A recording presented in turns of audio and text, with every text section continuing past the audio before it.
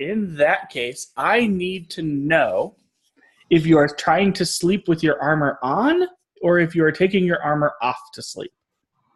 If you're leaving your armor on to sleep, it does not count as a long rest. It will count as a short rest. Yeah. Where was it? On the bookshelf. Where? Lying on top of a stack of books. So Lisa, How safe does it seem here, Tony? Can I roll for perception? go ahead and roll for perception. Yeah.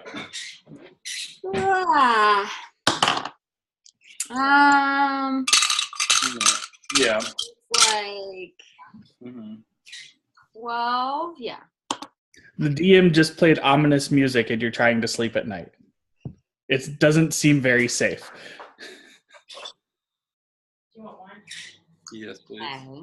You already open it? It's a castle. You know that the person there seems like he's a bad dude. You know that I'll ask you a better question. Yeah. Since I'm meditating and I'm aware of things around me, Mm-hmm. how likely would it be that I would detect something and be able to note it and wake people up before it arrived? That's what I need to know. You're in the open, so probably pretty easily. You'd probably be able to do it. Okay. All right. So Matt, are you wearing your armor while... Wait, you're an elf too, aren't you? Yeah. So you're probably meditating? Yeah. Okay. Jen, are you wearing your armor to sleep, or are you sleeping without your armor and actually getting a full night's rest? Did you hear that, Jennifer? Sorry, she's getting food for us right now. That's understandable. I'll ask her real fast. Are you sleeping in your armor, or are you getting... She says full night's rest. All right, so we have one person out of armor. And Laura, are you sleeping with your armor on, or are you taking it off? It doesn't matter since my armor is technically leather. I mean, I feel like it would just, because I'm not wearing any metal. It still has buckles. It's still what? It still has buckles, it still has clamps, and it's still uncomfortable enough to where you wouldn't sleep as well. Well, if I don't get a long rest, I won't have any spells. So yeah. Okay, so you'll take a long rest without your armor on as well. Okay. I'm going to turn the creepy music back on. I don't like how jovial your tone of voice is here, Tony. Wait. Yes. Tony? Yeah. Am I playing Locag? Yes. Do you have his sheet? No? I do not. Okay. Let me see if I can pull up his sheet. And you can make the decision for Locag whether or not Locag is wearing his armor.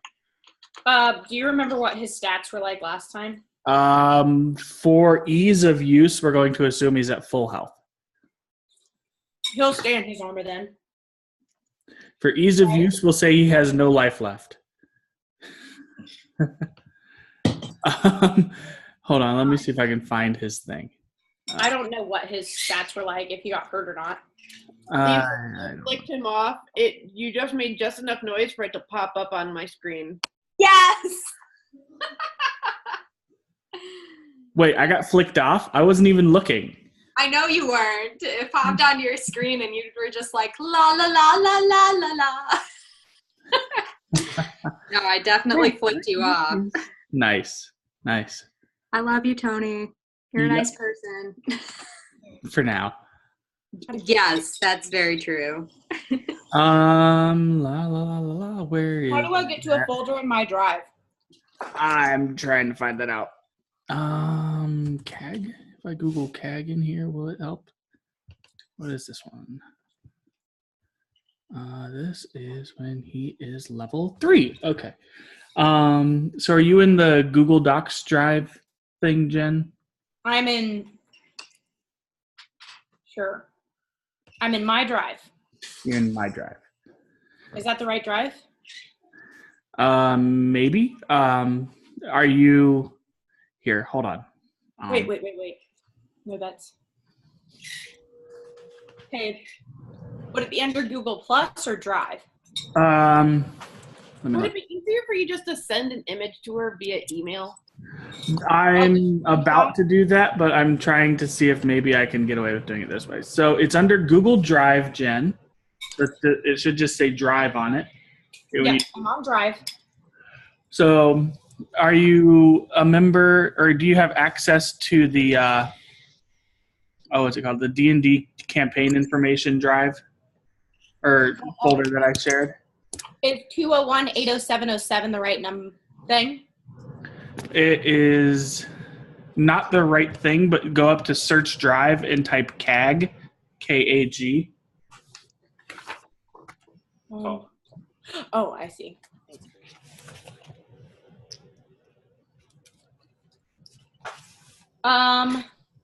Level 5. Okay, I've got him up. All right, good. Then we are good to go on that note.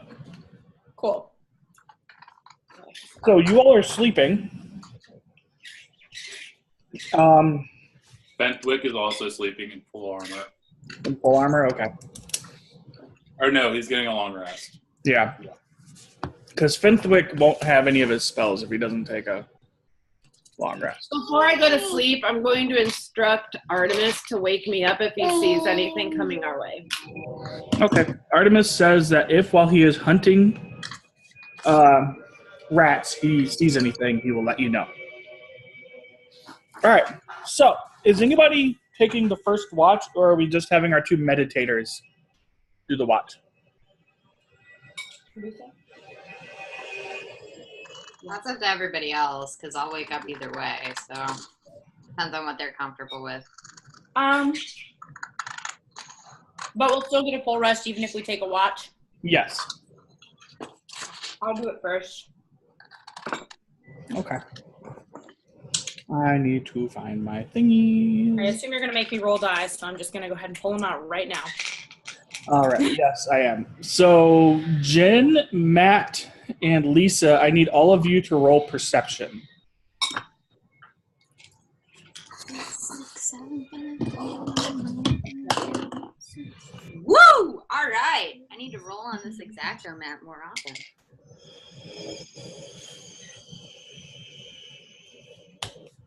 I got a 5. I rolled a 24. Okay. And I got Plus 3. 18. Okay. So, while you are trying to watch, you hear a creepy whispering sound coming from the shadows around you. Does anyone here speak Abyssal? I do not.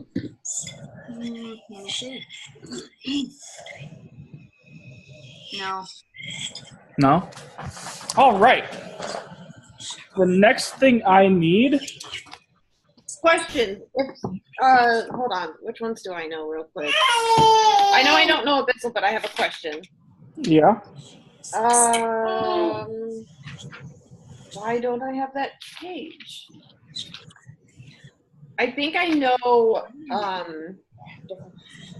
what is it called? Sylvan? Yeah. If I know Sylvan, would I kind of have a hint that it's of what the language kind of is, but just not an understanding of what they're saying? Oh. You are asleep, so you don't even know this is going on. I forgot. Yes. So. Oh, wait. Tony. Yeah. I choose to use an action to cast the Comprehend Languages spell. All right. From my Helm of Comprehending Languages. Gotcha. Oh, good call. Good call. So, Lisa, you hear in a grovelly voice, leave here now before your soul is taken by him and you are stuck here like us. Wow, that's not creepy at all. I'm gonna die. Interesting. All right. That music is super creepy right now. That was yeah, the I know, point. right? You can like hear it whispering and stuff. That's what it sounded like. It kind of almost sounds like it's saying what he said, so I'm like... Right? Okay, so who is awake right now, other than me? You, Jen, and Matt. And Jen. Okay. So guys, do you hear those voices? Since I rolled a 5, I'm gonna healthily assume. No, I don't hear anything. What are you talking about? There is. Who rolled the 24 and the 18? I rolled the 18. And you rolled the 24. You see at the edges of your vision shadows moving around. Have you told us what they said? Since you're Yeah, the only one that I can can tell you what they said. understand. Okay. Although I don't know that that changes anything, because even though they keep telling us that we need to leave, I'm pretty sure we can't. Or at least shouldn't. You should ask them to expand. I can't, though. The Helm of Comprehended Languages allows me to comprehend what they hear, but I can't communicate with them. So we can try to ask them questions in different languages, but I don't know that they'll understand us. Why do you... speak common? Who is him? Who is this he of which you speak? Does that have any effect, Tony? I'm looking. Okay.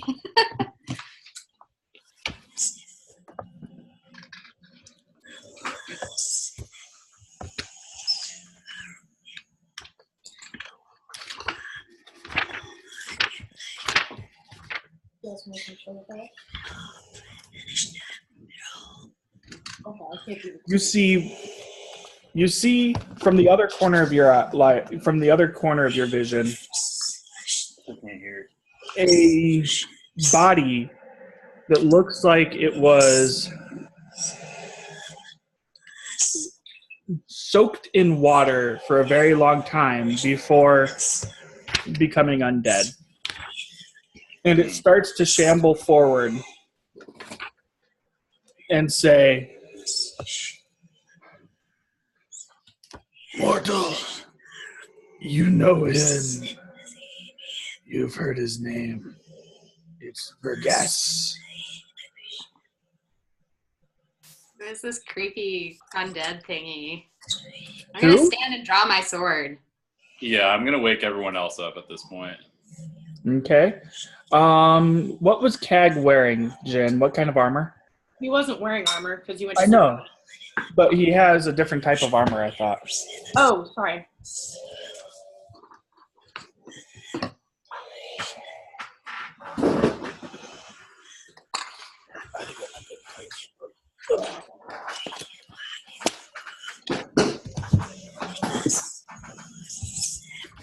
And Lisa, as you draw your sword, you see now that it's not just one or two shadows. On every wall you can see, there's a shadow moving of some sort. Wait, did we take our short rest in the castle? Yeah! Why did we take it in the castle? We were outside before. Why wouldn't we have taken it You are, outside? you are We went in inside and killed all the skeletons. So, No. let me show you guys Oh a no, you're map. right. You're so right. We are in the castle because we went past the plant. Yeah, hold on. Wow. Oh man. That was silly. We should have not done that, but okay. Hold on. So, this is the castle. Everything that's not in outlined here is indoors. So you guys are sleeping right here, like That makes close to the sense. stable. Also, that is a brilliant use of Microsoft Excel I for know. a non-academic purpose. Yes. If All there right. was ever a better use. So, Cag's armor type, Jen? Gale mail. Scale mail. That's a problem. Okay. Because he's loud. No. Why? I need to just check for, I'm gonna see what creatures I can turn into at level 2, at downgrading 2, that's all I need, I'll bring it right back down. Okay. All right. I will need it. It's going to take him 5 minutes or 50 rounds to put his armor on. 50? 50 to get his armor on. Does it take so long? Not to put on his armor.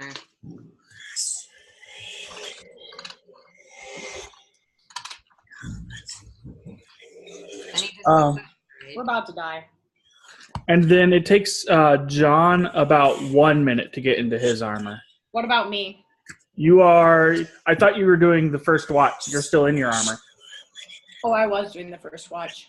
Yeah. If you were doing the first watch, I assumed that you weren't crazy enough to take your armor off for the watch. No, I would not. No. All right. So we've got a revenant. We've got walls with a bunch of shadows. Lisa, you have drawn your weapon, and the shadows have taken that as a sign you are not here to chat. Oh, come on.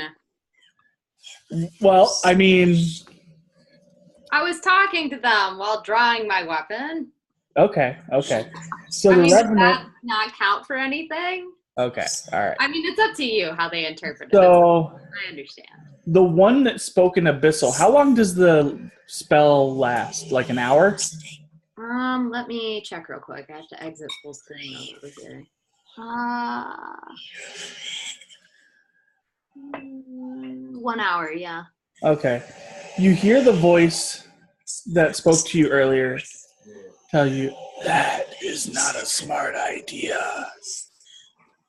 We will kill you if we must. I put the sword away slowly. Leave this place or die. By your hand or by the hand of another? My hand is the hand of another. Oh, son of a bitch.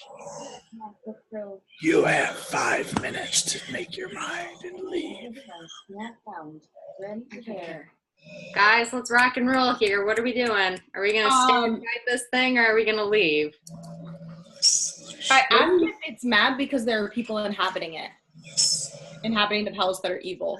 Because if they're just mad about people inhabiting their palace, then we can tell them we're cleaning the palace up and we'll take care of it. Ask him if they're friend or foe of Vargas. Or A revenant is the form of a soul of a mortal who met a cruel and undeserving fate and claws its way back into the world to seek revenge against the one who wronged it. So technically, this thing could be behaving underneath the hand of Vergas, or it could be with us. We can ask it if we get rid of Vergas, if it will be our friend. yeah, ask it if it's friend or foe. So, I will say the Revenant and the one that's talking to you in Abyssal are different. They're Yeah. different? Mm-hmm. Okay. That's why when you spoke, the Revenant understood what you said. Oh, I see. One that's speaking Abyssal did not. The Revenant says, I am here for the same reason you are. Ah, okay. So the revenant is with us, but this other thing may not be. Ask it if it speaks Abyssal. And if it wants to be on our team. Do you... Well, you would know that it's Abyssal because of the helm, I'm guessing. I'll just say yeah. So... He says, I can try to speak Abyssal. I knew a little of it when I was alive. There's something that's trying to speak with us and tell us to leave, but we want to know what it is. The shadow demons don't like company. What if we plan to rid this castle of Vergas and all of his men. So when we are gone, everyone will be gone. Well, we'll come back though. We're gonna stay here, aren't we? Don't say that. Anyway, so other than the fact that Jen would have just blown your entire plan to smithereens, he says that's not going to work because they have been too far corrupted. Plus, they're demons. How many of them are there? I've never counted. How strong are they? Dozens. Pretty strong. I've seen them take on entire groups of guards, entire groups of mercenaries, entire groups of adventurers, and destroy them. Can we run from them? In the daylight, yes. They stick to the shadows. Night is not a good time to be here. Maybe we should leave and go outside and wait till morning and then deal with it. But where is outside, though? Outside is just into the shadows. We're running out of time. Okay, I mean, we can wake everybody up and we can walk outside. I thought we were already outside, but we can You're walk outside, but you're within the walls of the castle. Okay, so let's walk outside the walls of the castle. See if that works better. I don't know. Is the Revenant going to help us? Did we ask him? He said he's there for the same reason you are. So chances are, if you don't piss him off, you'll be okay.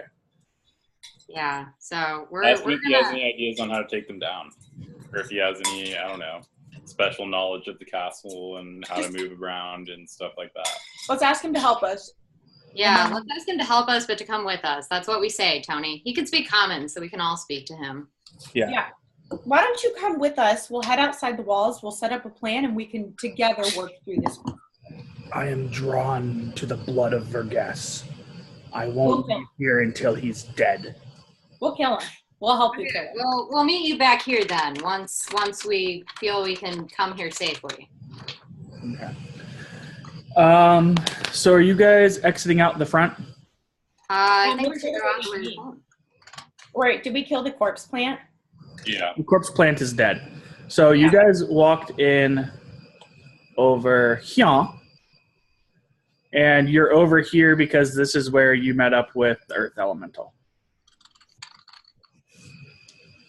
Did you forget you had an Earth Elemental? Yeah, I kind of did. Okay. Let's go out the front then, because that's closer. All right. So as you walk out the front doors, you look next to you and you see a very groggy Earth Elemental trying to speak to you in Terran. You specifically, Lisa, since you summoned it. Yeah. Do you have to pick the language, or does it automatically work for any language? It'll automatically work for any language. Okay. So you hear him say, "Why did you wake me up? It's so late. I'm trying to sleep."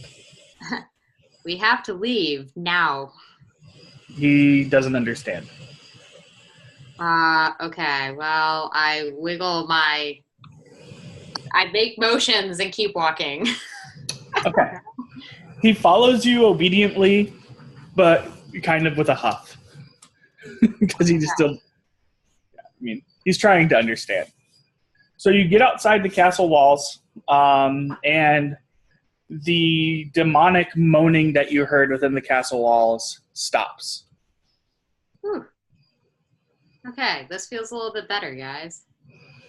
We're not going to die instantly, just eventually. Yeah. Do you want to try to find a place out here to go to sleep again? Yeah, because I think we all need rest. We didn't get a full night? No. Not yet. You guys kind of hightailed it after 15 minutes. Okay.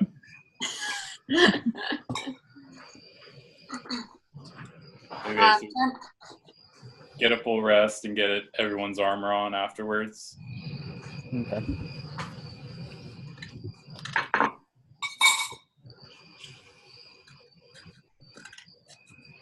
One more. Who was afraid of the big bad wolf? The big bad wolf. Big bad wolf. What was our team name again? Something like Fuzzy Genocide or some crap. True. All right.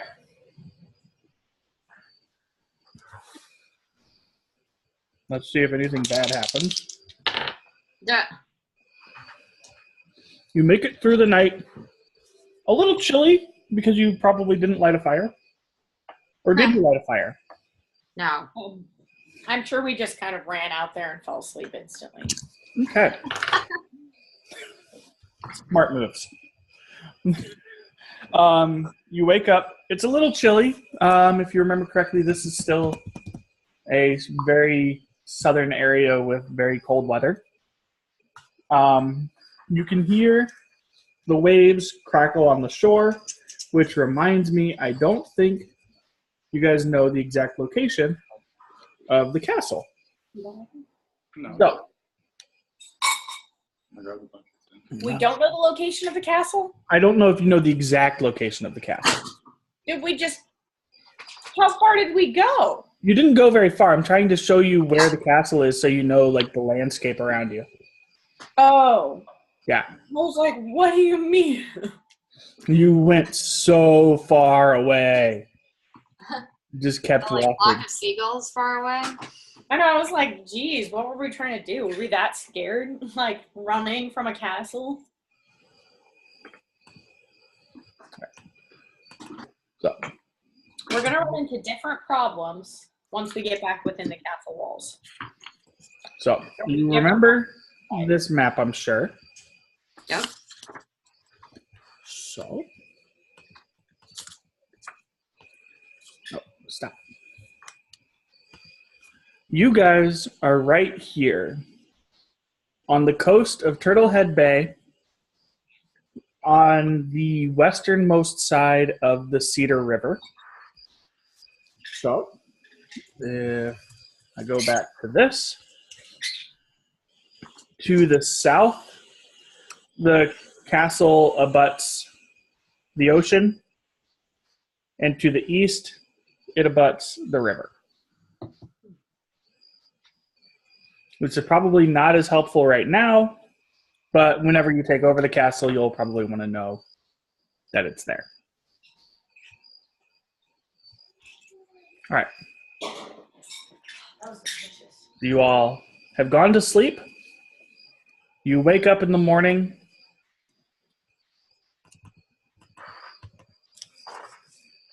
To the sound of birds. Yeah, thank you. While I try to actually type this in. Okay, so. 10 hours of morning birds? Yeah, apparently. Dang. Can't go wrong. Okay, so it's morning. Everything in the surrounding forest sounds happy. Eliana, Artemis comes back and says, "You left. I found a few rats." And then she starts to hack and says, "You want one?"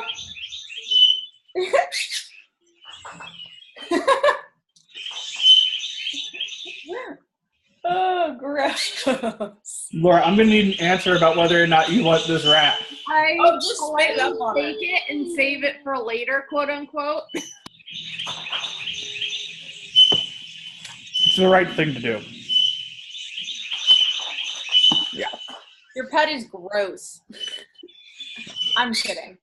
Is there anything different about these rats? Are they like demon rats and skeletons? Looks like a normal rat.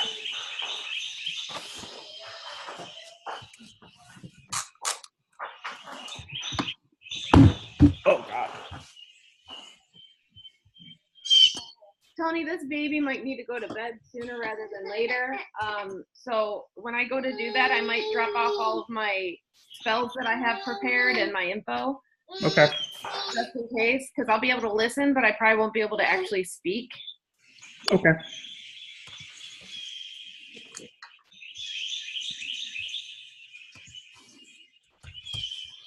All right.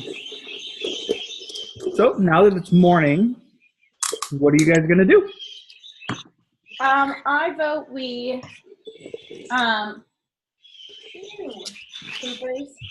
I vote that we go ahead and head back toward the castle carefully and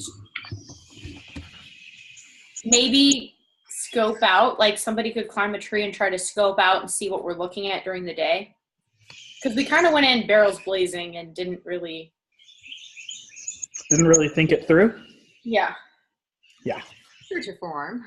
Hey, Laura killed like 100 billion skeletons in one go, so. You know, it reminds me, it's probably difficult terrain in there right now. At least near all those skeletons. Just to climb over bones upon bones upon bones. Yeah. Fair enough. So, can anyone climb well? Do we have anyone to climb? Do you have a dexterous or an acrobatic person? Fenthwick has decent dexterity. I think he's got +3. I have +5 to athletics. Athletics is strength. But I tell you what, for climbing, I'll let you use it. Okay, I'll roll for athletics and I'll climb a tree. Oh, hey, here, take my spyglass. What's that? It's a one-piece binocular that lets you see farther. I know what a spyglass. Oh, I see. What? I'm sorry, I didn't know what you meant. You just asked, what's that? But I guess you meant, what did you say? I got you. Oh my gosh, that was silly. I rolled a 17. Okay, you successfully climbed, did you say a tree? A very big tree that can hold my weight. Okay, yeah, so you successfully climb a tree.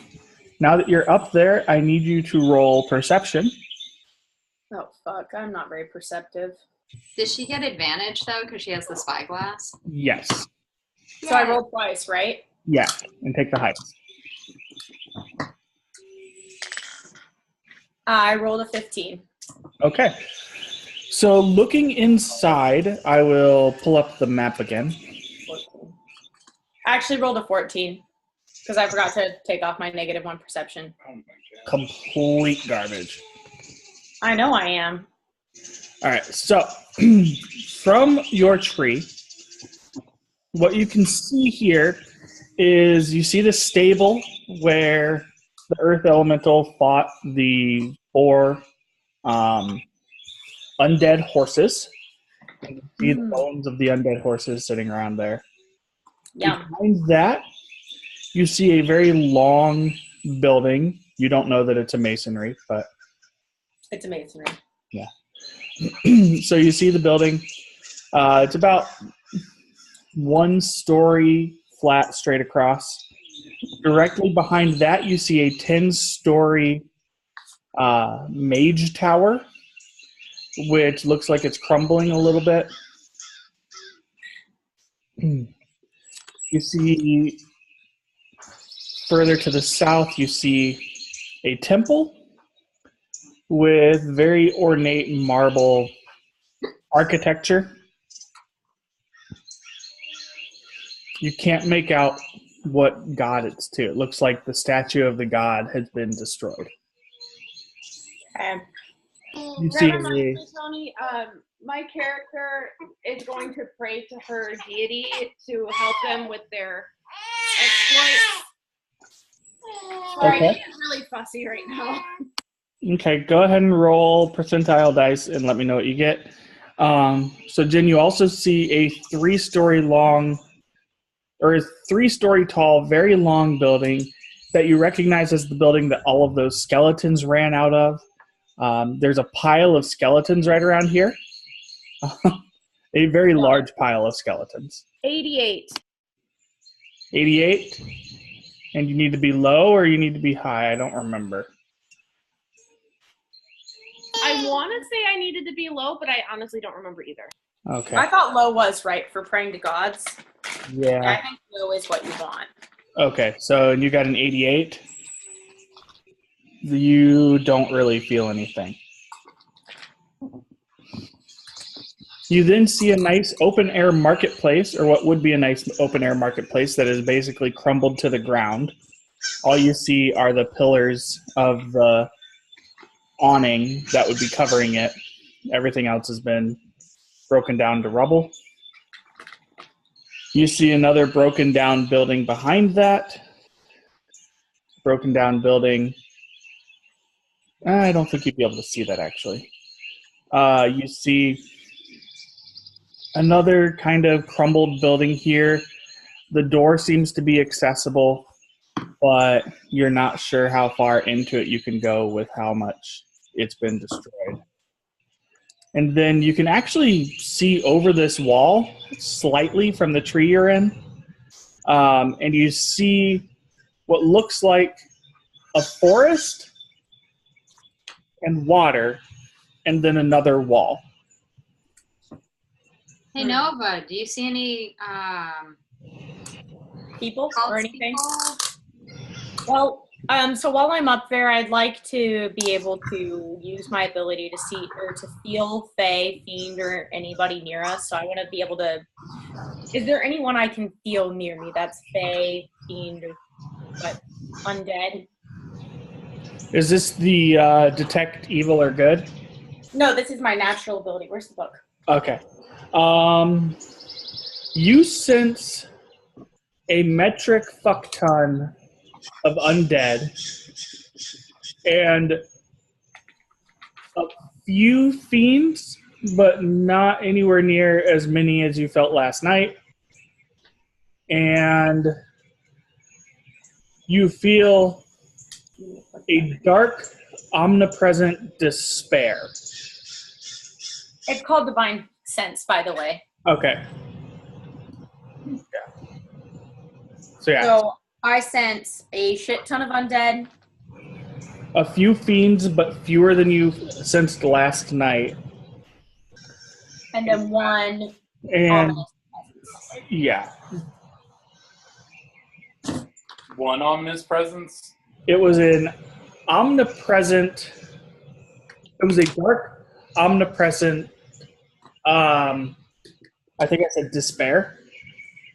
How are we getting in and out of the castle? How many entrances are there? Well, there was the broken wall you entered through the day before, and then there's the door that you guys walked through to leave last night. There's a few other broken walls that Nova was able to see, but other than that, there's really one technical entrance in and out. And I can't see any actual beings. No, there's nothing moving outside. Can I sense in what direction the undead are? Is it from the barracks? It is every building that you kind of looked at, other than the marketplace, you can sense undead Okay. and fiends. With Is there one that's particularly strong? The Mage Tower. The Mage Tower? Okay. Yeah. Can I sense where the fiend is coming from? Or not the fiend, the really bad ominous feeling? Or is it too far away? Or It's too far away for you to get a great reading on exactly where it is. You just know that it's coming from within the castle. okay. I'm going to climb down. So guys, and talk to everybody. So guys, I saw there's quite a few buildings in there. Most of them look pretty dilapidated. There's definitely still a lot of spirits, a lot of undead spirits within the castle, and there's definitely something terrifying in the castle. I can see where we had our battle with the undead and where the earth spirit had its battle. Is there anything else you guys want to know? Can I have my spyglass back? Oh, yeah, sure. Here, sorry. Thank you. Oops, accidentally kept it forever. Do you think that Verges is in the tower where you felt the most evil spirits or whatever?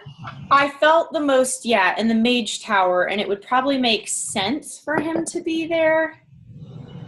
So I definitely don't think we should run there without being 100% prepared, but I do think we should go in cautiously.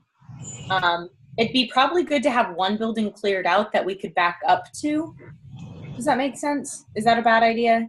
Oh, I see what you're saying. Yeah, like a stronghold or something? Yeah, just in case, because there are a lot of undead. If we had like a place that was safe to be like, okay, we need to take 2 steps back. Johnny, can one of us use, I don't know, are undead tied to a particular space, or can they move freely from one location to another? It depends on the undead. So, like that banshee that the banshee that you guys ran into in Festerhelm. Yeah, that one was not tied to a specific location. The drowned maiden that you guys ran into close to, was it Riverdale or Frostbreak? The undead girl that you ran into in Frostbreak, she was tied to a location. Okay. Because of where she died. Yeah. Okay. Okay. Which building do you think we should clear out first? Which one looks like a good one to pick? Well, there's a pretty rundown building right in front of it, right behind the stable that we could use because it's from the side that we're on. So if we got past the stable, which did I sense anything in the stable since the one? We'll say yes. Okay. Well, I guess we could go in and clear out the stable, or we could try to sneak past the stable and go to this other point so that we'd be really, like, right up next to the mage tower, or to the tall tower, because I guess I don't know what it is. My opinion is that there is definitely something making all these skeletons, and if we just keep fighting skeletons, we're just going to keep fighting skeletons. Yes, but having a safe place isn't a bad idea either, though. Like a backup point. This is my safe space, you guys. What? I said, this is my safe space, you guys. This is a judgment. I understand that. I'm not saying not to do that. I'm just saying instead of clearing out the entirety of the space, because I couldn't hear some of what you guys were saying. So you might have already assumed this, but we could just try to like clear out one spot, barricade the door so we could go back there without worrying about something going in, and then head to whatever we think is going to be the big bad thing to get rid of that and see if that ends the skeletons. That is literally what they had already suggested. Okay, well, I have a screaming baby in my ear. No, I understand. I just wanted to make sure you knew. You're not too far off of the group consensus so far. Well, Yeah. at least we know that Laura's on our side with it. Yep. Yeah. All right. So So, is that the plan? Amazing, you guys. Yeah. Nah. what is their damage? No. All right. I'm going to do this. All right. Well, I like the idea of clearing out the stable. Let's head there first. Make sure everybody gets suited up before we go. Yeah, everybody has their armor on. Right, Tony? Yes, everybody has their armor on. Thank God. Hey, I have a... Oh, well, never mind, actually.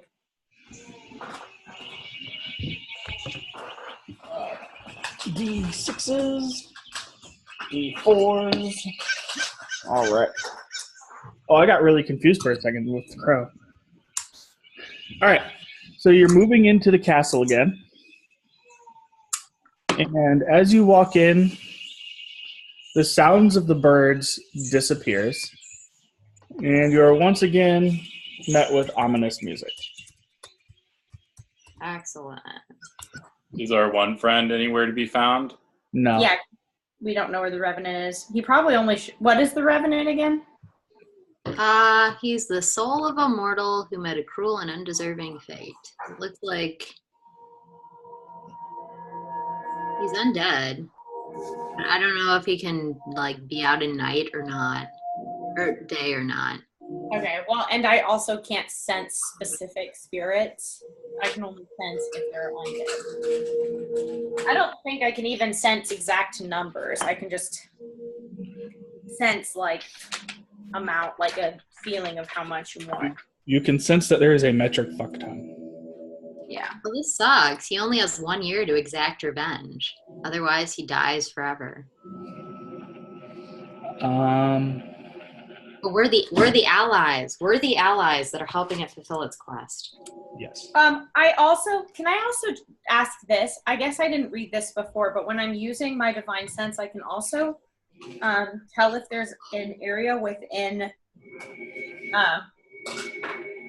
that has been consecrated or desecrated. The temple is desecrated. Okay.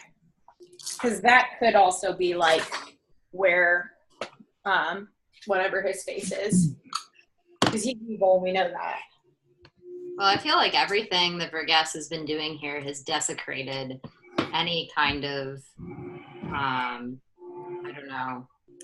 Like, I don't know. I just feel like the whole castle is probably desecrated, I guess. That's what I'm trying to say. Yeah, I see your point. Given the shit that Bergas is doing, whatever that shit is. Well, okay, let's sneak up to the castle, or to the stable. Okay. Yeah. As you move towards the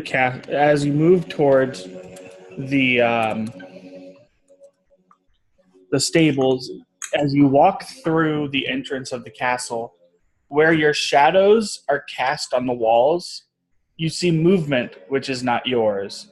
But as soon as your shadow moves, that movement stops. Yeah, see that? That's really creepy. Yeah, that was weird. It stops when we move. Whenever you move, it stops where it was. It stops moving where it was, and follows your shadow. Oh, guys, you know what I just realized? We're all gonna die. Well, that's a given. But you guys just will die before me. Anyway. No, when we go inside, there's going to be shadows indoors because there's only so many windows. So we're going to have to create our own light when we go in unless we want these spirits to chase us throughout the castle. Doesn't Laura have an ability? And I have a lantern. Someone has a shield that like casts this enormous, magnificent light wherever they go. That could be really helpful. Who does? I don't know. I just remember when we were down in that like chasm before with the evil elves that they used their shield and it like shined all this crazy light from it. I think that was the cleric that is no longer here. It Oh, was. is it really? Yeah, it was Boren. Did someone inherit his shield, Tony? No, he took it with him. Can I roll perception to make sure that these are just shadows and not something invisible following us? Sure. But also I have a lantern. Lokag has torches. And Laura can also produce light. Okay. That's good. And I can't see without light, so we have to either way. It's true. True, but I'm saying like even in places where we could see with light, we might still want to create additional light. Or see without any light. We might still want to create additional light. Depending on what these things are. Right. By the way, Jen, Yes. Sir. when you were looking at the front of the temple, you did see one thing that looked odd. And that is you saw this symbol drawn in blood. Okay, so since I'm a paladin, am I able to, do I get any bonuses for like checking, what's the word I'm looking here? Arcana, is that what it is? It would be religion. I should have religion bonuses. Go ahead and roll. You've seen this symbol at least once before in your travels. Do I remember it? Yeah, we saw it. But did we figure out what it was last time? Because I don't think we did. You didn't figure out what it was last time, but I'm letting you roll religion again. 14. 14, you still have no idea what it is. Can I roll since it looks familiar to me? No. Are you trained in religion? No, but I have a +3. No, you can't. We really need a cleric. All right, guys. Laura, what was your perception check with the shadow I thingy? said it like 3 times. Sorry, I couldn't hear you. 10. 10? You have no idea. You don't know if it's just your eyes playing tricks on you or if there's something following. Well, I am going to roll for stealth. It's too late for that. I would have done it when we walked in, though. I was assuming that we all would have tried to like be careful when we walked back in. The walls have eyes. You can hide nowhere. Yeah, so can we assume that since I can't see in the dark that I went ahead and turned on my light, my lantern? Well, it's I don't think daytime. it's dark. Yeah, it's just that these creatures can inhabit any form of darkness, even our own shadows. So if we enter into a building and our shadow is cast on a wall and it happens to overlap with the shadow of a chair, which happens to overlap with our toe, these creatures can come and attack us via our shadows. Oh my gosh. We're gonna That's die. all. That's why I'm saying if we enter into a room, we may want to create a source of light, but at least here, as long as the shadows are far enough away from I us. can produce flame and carry flame in my hand. Yeah. So, question. When you think about it, how much mass does your shadow have? None. So if you were to block a door to keep a shadow out, how would you do it? To keep a shadow out, you would flash a very bright light. I have a light. I have, hold on. I actually have something that I can do this with. I'm pretty sure. Let me just double check. Sorry, guys. I'm not trying to make this any harder than it has to be, but... Is either Moonbeam or Misty Step. One of those is... It sounds like Moonbeam, because Misty Step is something very, very different. So, hold I on. have something called flaming. Misty Step moves me, huh? Misty Step moves you, yeah. What about flaming spear? That would burn the door, though. What if we found a place that would have a fireplace? Like maybe there's a forge nearby or something, and we could start a fire in the forge. Wait, so we don't want the shadows? Yeah, No, I'm just going to come out and say it. No, you do not want shadows. Okay, Yeah, so I don't well- travel in the darkness. Oh, wait. 100% darkness? I can't see. You could follow us. Hold our hand. I don't want to Okay, hold so I think the point that Tony is trying to make is that our plan was to take and secure a building so that we had a safe place to hide. But what I think Tony is trying to tell us is that there is no place safe to hide because the shadows can travel through any kind of substance as long as there are other shadows connecting it. And I'm assuming that these shadows are probably the voices that we heard last night that were trying to keep us out of the castle. So I think Tony's trying to tell us that our plan is somewhat futile. Okay, well, so, okay.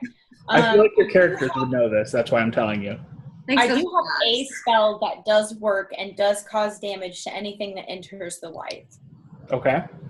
And it is Moonbeam. Okay. But I have a limited number of times I can cast it. So I'd rather save it for emergencies than to cast it for doors. So I think we just need to go straight for the mage tower then, huh? Tony, I have a question because I also have the ability to use Moonbeam. Are we still restricted on the number of spells, or did you decide that we could do any spell whenever we wanted? You're still restricted on the number of spells, Slick. Dang it. Okay, then I'm not going to put Moonbeam. I already had the ones I chose. I will say that there is one... I won't say obvious because that makes it sound like I'm being kind of rude. There is one thing that I think that your characters would think of that you haven't yet, and that is putting a lantern or a torch right next to the door that you have barred closed so that you make sure that the light goes under the doorway and creates a little bit of a barrier. So we would automatically enter a room, secure it, and as we shut the door, place my lantern directly against the door, or not against it, but near the door so the light shines underneath. You have like a reflective surface so all the light goes towards the door. Yeah, so in that case, as long as you are perfectly certain that there are no other entrances into that room and that there were no shadows in that room to begin with, you will be okay. But we can kill the shadows while we're in the room, right? Yes. So if we go in, somebody shuts and secures the door, and the rest of us clear out the room. I mean, anything is possible if you believe. Okay. Oh, also, Tony, Laura, do you also have Moonbeam? Yeah.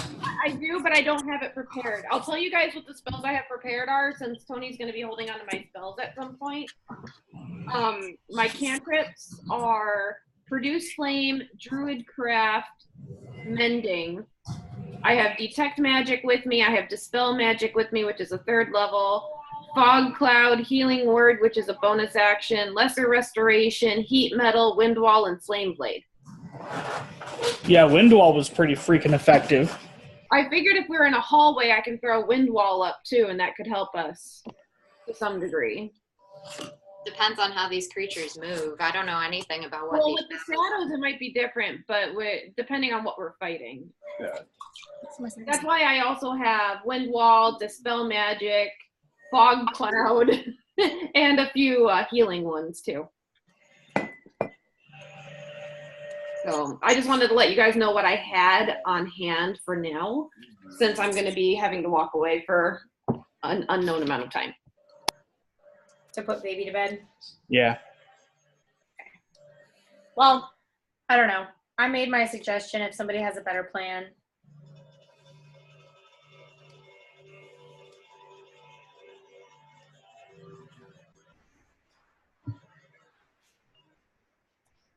I do not know. Because I do think that to a certain extent, securing someplace and trying to return to it might not be helpful. But I do think that as we move towards the mage tower, it might be useful to try this door torch trick or whatever, so that we know that we aren't getting locked in between Vergas plus whatever the hell else is outside of the castle. So I do think that we should do whatever we can to minimize the number of enemies that we have to attack. Well, because if we do it on the front door of the mage tower and work our way up, we know nothing else can enter the tower until Oops, sorry guys. later. And as we go, we'll clear it out. Mm-hmm. Is that a fair thought? Yeah, I think that's probably a good idea. And we'll assume that Eliana has also a light with us to try and keep them a little bit at bay. Mm-hmm. Now, Tony, I have a question for you. Yeah, I'm just assuming at this point I'm double fisting flames. Okay. Anyway, Lisa? Do we know what these shadows are? Like, do we know how to defeat them? Because I'm assuming that if we turn the room, if we make the room completely light and we somehow light up every corner of the room, that they might disappear, but I don't know if that would defeat them. And if it got dark again, they might come back. Yeah. Roll and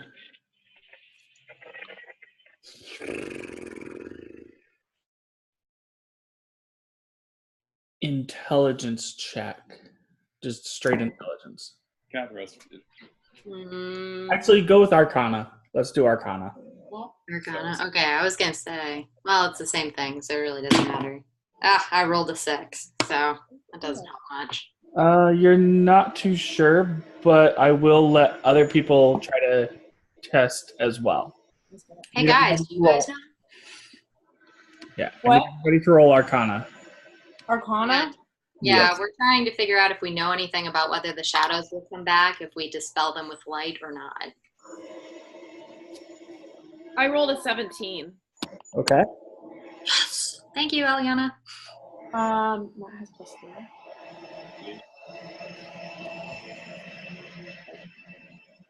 Oh, dude, we should have asked the fucking Revenant where Vergas was. He would have known. I got a 13. And Matt, what did you get? 9.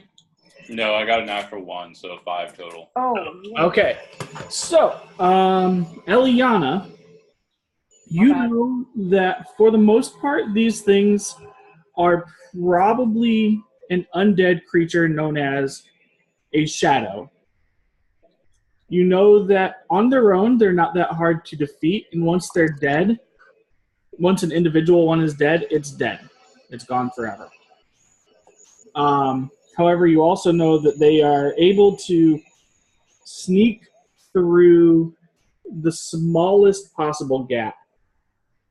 And they have a disadvantage in sunlight, but it doesn't mean they can't appear in light. All right, so basically However, you also know that shadows don't typically speak abyssal. We don't know what the thing last night was. My vote is we try to fight them in the light, so we keep a light going because we'll have advantage.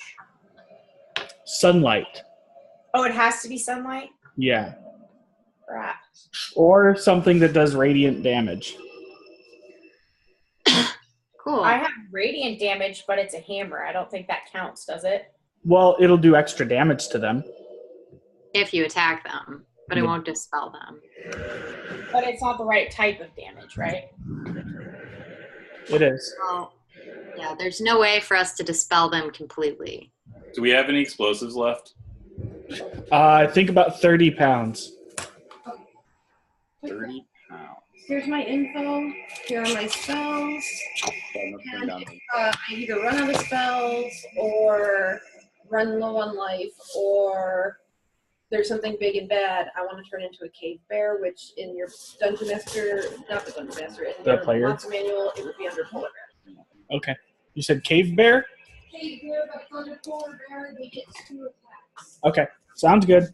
Remind me that if you guys are fighting something bad, she wants to turn into a cave bear. I'm using my ring for it. Okay. All right. So, guys, we've been chatting about this for a while. Just wondering if we've come up with a decision. Basically, he's saying we're going to get attacked if we don't decide soon. Yeah, I think we go into the mage tower. Let me take care of the ambiguity. So Yeah, let's go to the mage tower and block the front door for sure. Do we have more than... Locag has torches, so we could set up a torch in front of the opening so that nothing else can come in from the opening. And then my lantern halfway through, just in case we miss anything. So your characters would know that torches don't last forever. Right. If you're hoping for the torch to do what you want it to do, you've got about 2 hours to clear the entire dungeon. So how long will my lantern last? About 5 hours. All right. Not too much time, guys. Well, let's rock and roll then, I guess. All right. So you are walking past the stable. As you walk by the stable, you once again hear that. And you see, as your shadows pass by on the walls, you see shadows reaching out for you, but when they get close to the light, you see them pull back. And then you see the same thing happen on the next building, which is in shambles, but not quite as bad as, say, that marketplace was. I think that might be a little loud. Can I also, as we're walking, because we should be semi-close to the temple, can I just try and see if I see anything inside the temple? Yeah, roll a perception check for me. Hold on, I have to look at what my percentage, or my plus.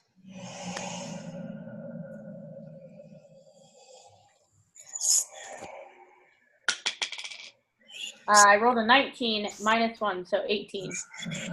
In 18, looking through, you see a bunch of pews have been smashed to bits. You see that there was a statue at the far end of the entry room to the temple, and it too has been smashed. And on the back wall, on top of a mural of a hero doing something heroic, you once again see that same symbol that you saw before, painted in blood, or what looks to be blood. And I still don't know what it is. No. Okay. As you continue walking forward, the doors to the mage tower slam open, and you see a familiar face. Who is it? I've got to look up the name real quick. Let me see here.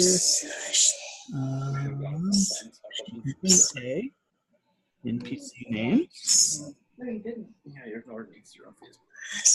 You never said that. I said that to you just a second ago. Out loud? You remember that chick, Leah Satra? No. Oh. Lisa, would you Who's like? that super powerful elf who killed us all, and then we stripped her naked and stole all her shit, and I'm wearing her helm of comprehending languages right now? Oh. She's there. She's undead. She looks directly at all of you and is pissed. Hi. I need everyone to roll initiative right now. Oh, fuck. 4. Plus strength. I do. Plus strength. And proficiency. Is it plus strength and proficiency? It's just wait for initiative. Yeah. It's just your dexterity. Oh. Oh yeah, I forgot. I got an 8. Okay, so Jen got an 8. All right, Lisa, what did you get? I rolled a 20. Not natural or natural? Not On natural. 5. Matt, you got a what? 5. Okay, And what I'll roll for Fenwick. All right. You got a... Don't forget to look at his stats. I don't know his stats. It's in the text messages. yeah. Locad got 16. Okay, and Laura got. Where are her stats? Yeah, Fenwick got an 18. 7. Fenwick got an 18. I think my initiative is a +1. Yeah, you got a 7, Laura. Okay, so first up is Lisa.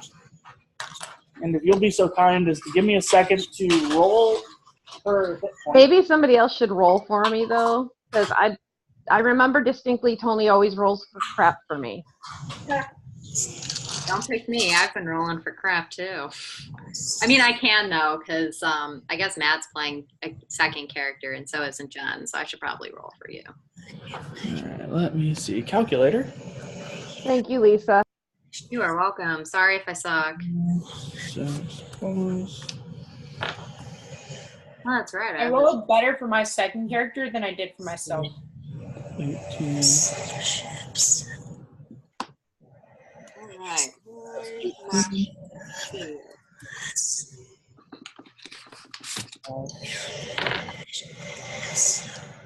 Nine, 18, 7 plus 8, 16 plus 17. 1, 2, 3, 4, 5, 6, 7, 8, 9, 10, 11, 12, 13, 14, 15. So 15 leveled. Okay. All right. She's got hit points now. So feel free to swing away, Lisa. All right. Sounds like a plan, Stan. I'm going to attack with my lance. Oh. That was a horrible first roll, but that's cool. Oh yeah, I have things for this. Hold on.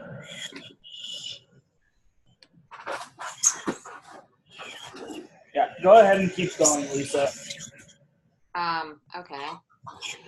So I rolled a 12. 12 does not hit. I didn't think so. And I think I'm trying to recall whether I think I have two attack rolls now. Yes, I do. So for my second attack, I rolled, ooh, that's much better. I rolled a 26. 26 will hit. Huh, I wonder what this little board is.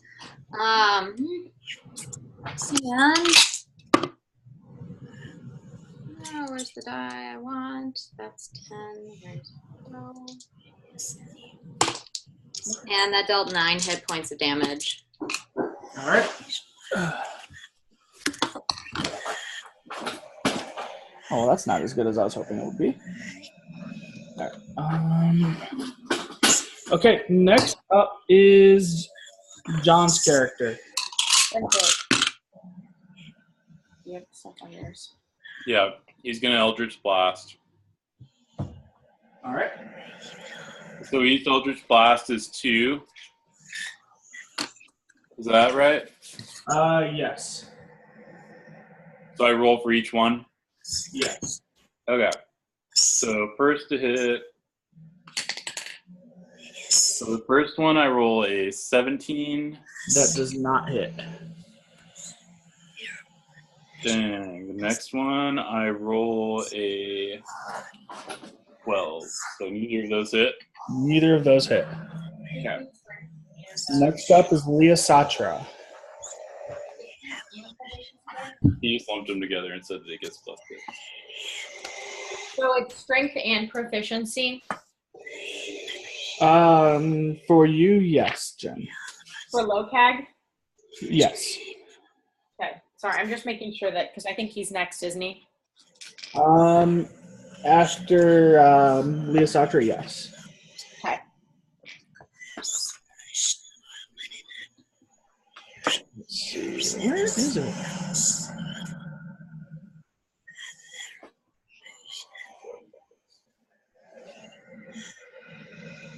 Hold on. Sorry. Just trying to make sure I got the right thing here.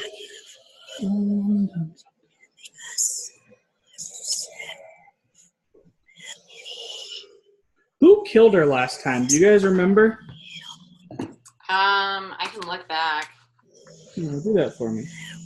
Yeah, actually, I should probably just tell you I don't know. We don't get fucked over, but whatever. It's I feel like the actual end blow is going to end up either being me or Illyria, so. We should ask her. I think it might have been me. Laura? I don't remember though. I think I was like in tiger form or something. I don't. You were too young to be in tiger form. Lion then. I don't know. I don't know. No, you got jacked up as a lion, if I remember correctly.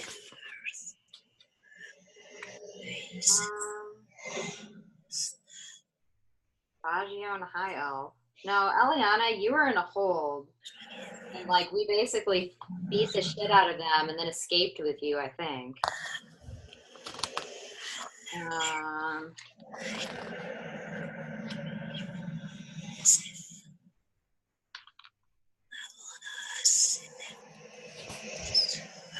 Yeah, I don't have any information about which of us killed her, so. Sorry. Okay. In that case, Lisa, I am going to roll a die. I mean, it was someone else. It was someone else. No, I'm just kidding. It wasn't us. We didn't do it. Nova! I need you to roll a Constitution saving throw.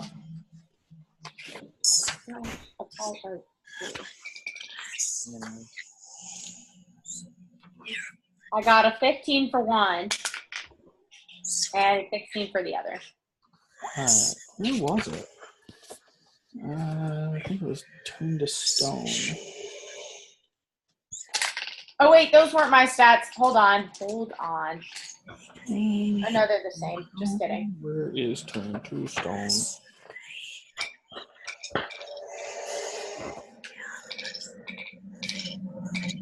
I just had it. Where was it? I mean, you can lose whatever it is, Tony. It's totally cool if it means we don't have to fight Leah Satra. Oh, you're going to have to fight her. Leah Satra looks down at her shoes, says, "Where did I put it?" And we all gain an attack of opportunity. Yes, you do. No. So, Jen, what did you say was your actual roll? It was, hold on. 13 and 14. Okay, that is not gonna be enough. You feel the skin on your body Get ripped off? start to harden. Harden? You are restrained, you cannot move. How far am I from her? We will say 15 feet. Can I still use my ice breath? Because that doesn't really require much more than me belting out ice. We will say yes. But I am 15 feet or I'm not? You are 15 feet away. Okay, I want to hit her with my ice breath. All right, well, Zane's up next. Oh, shit.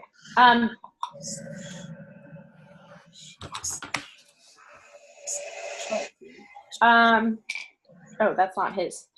Gosh, I keep having to switch between them. We're going to say he's going to use his Warhammer. Okay. And attack her. All right. Is he more spells or is he more? He's more attacking. He's more physical. Okay, so I'm making the right move here. So I'm gonna roll. He got, and his is plus strength and proficiency, so he got 20. That hits.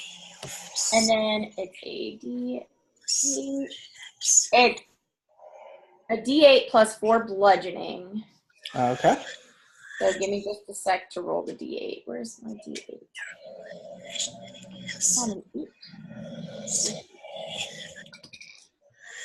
He got 1, so 5 total. All right. Next up is Nova. Me. So I can try to escape and then hit her with ice breath, or no? You have to do the check at the end of your turn. End of my turn for Constitution? Yes. Am I taking damage from her right now? You're not taking any damage. Would casting Misty Step get me out of the rat? No. But I can use my ice breath. Yes. Okay. I don't remember how ice breath works with damage. Give me just a sec. I never remember this stuff. I'm sorry.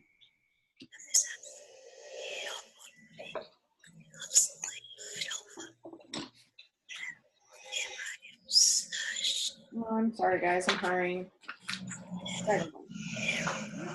It is breath weapon. They have to roll a Constitution saving throw.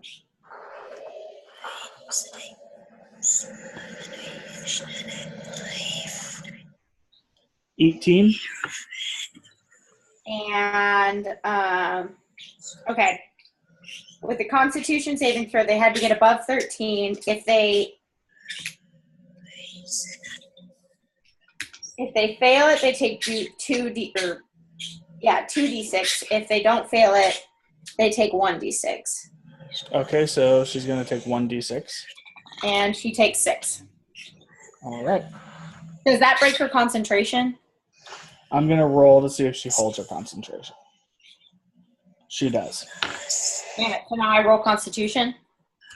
Yeah, go ahead and roll a Constitution check. I got an 18 for one and a 17 for the other. You were able to break out of the spell. Sweet. All right. Next up is Laura. Laura is going to use Flame Blade. Flame Blade. She needs to roll a melee attack.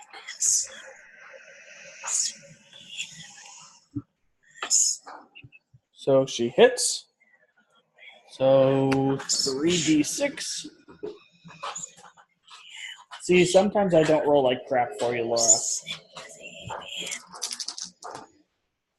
Oh, wow. 15 points of flame damage. Okay.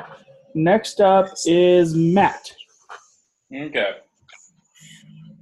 So I'm going to use Scorching Ray, and that gives me 4 rays. So I'll roll for this. So the first one is 16. That misses. The next one 13 and 13 and 20. The 20 hits, the 13 does not. Alright, so 2d6, 6 points of fire damage. All right. Or wait. Yeah, 6 points of fire damage. Sorry. And we're back up to initiative count 20. Lisa, it's your turn. All right, I'm going to attack again. Ooh, natural 20 to attack with the lance. Nice.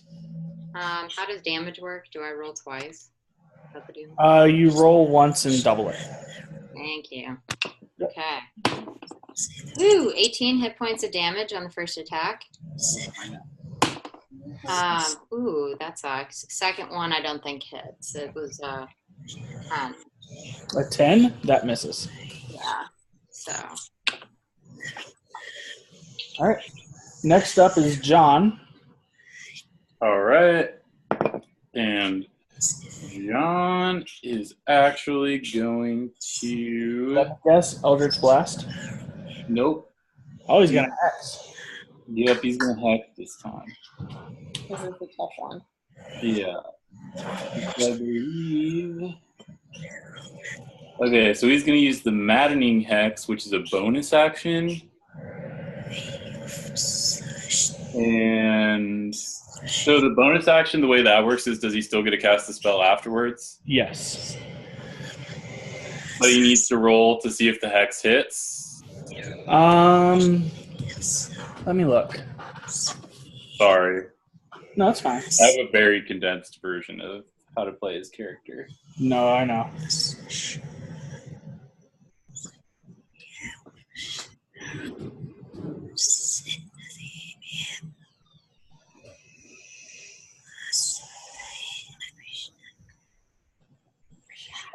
It doesn't require an actual attack roll, it looks like. So it's just automatic if so he's hexed?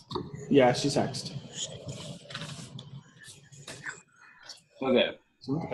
So then I'm going to Eldritch Blast. He rolls an 11 for one and a 21 for the second one. 21 hits. All right. So that one that hits is in. He hits with the Eldritch Blast for 8, and the Hex gets 3 psychic damage. So 11 total. Okay. Who was it that did 15 points of damage to her? Oh, Laura. That was Laura? Yeah. Okay. Laura, where have you moved? No, I don't think you have.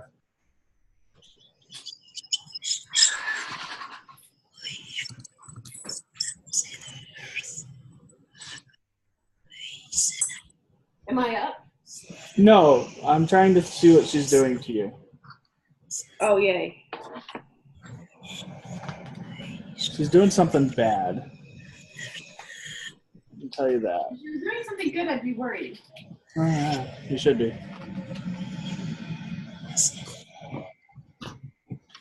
Laura, are you full elf or just half elf? I'm half. Do you still have... Go ahead and roll a charisma check for me. What were you gonna ask? I have advantage saving throws against charmed. You get to roll twice then. I rolled a natural 20. All right, you are not charmed. Next up, and she is upset. Next up is Zane. Zane. Zane. Okay. Let me get back to his thing. Tony, it might be easier if you just say Lokeg and Fentwick. It might.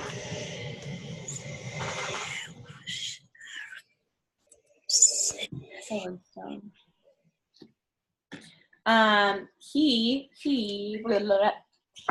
don't know what any of his spells do. Yeah. Fuck. I'm just gonna stick to brute force, and I'm gonna hit with the warhammer. So I'm gonna roll. I got 17, 18, 19, 20. Not natural. 20 hits. And then 1d8 plus 4 bludgeoning. So he rolled a 6 plus 4, so 10 damage. You said what damage? 10 total. 4 of it bludgeoning, 6 of it from whatever. Sounds good. Next up is Jen. Yeah. I am free now, and I get an extra attack. Nice. So, +2 to my one-handed weapons as well. So for my, oops, that's not what I meant to do. So are you moving forward to be right next to her, Jen? You can actually hit her? Yeah, that's fine. And I'm going to hit her with my Belias hammer. Belias. Okay. I got a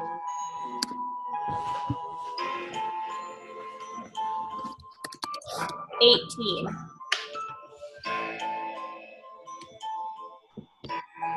Does 18 hit? 18 does not hit. Because we gonna die. Get out of here, Laura. 18 does not hit, you said? Does not. Mother trucker. Hey, you guys have been hitting her a lot already. Okay, well, I get an extra attack, so I can roll again, right? Yep. Can I have some space because I'm trying to play mine right now? No. Can I have some space? He just switched out of my character, so I'm like... Guys, I need my personal space here. I need my space. Whatever. Okay, well, if 18 didn't hit, this doesn't hit either, so... All right. I'm going to take a couple steps back. Okay. As you start to take a couple of steps back, she gets an attack of opportunity. Oh, does she? Just because Yeah. I'm stepping back? You're disengaging with her without using the disengage ability, so she would. Oh my god. Never mind, I don't want to take steps back. Just leave me there. Okay. Anyway. Next up is Laura. About freaking time. Question. Yep. Is she wearing metal? No, she is naked. Okay. Thanks to you guys. I would say we stole all her shit, so. Yeah, but isn't the person that raised her from the dead would throw like a shawl over here or something? You would think that. Okay, well then I'm gonna use Produce Flame so I don't waste too many spells right off the bat. Since I am now 5th level, I now, the damage, if I hit her, is 2d8 instead of 1d8. So I am going to roll to attack. And that will not hit because I rolled a 6, and my plus probably isn't enough. What is that plus? It's just my magic, right? Unless you have a plus 13. I have a plus 5. It's not plus 13 though. So it's 11. So I probably don't hit. You do not.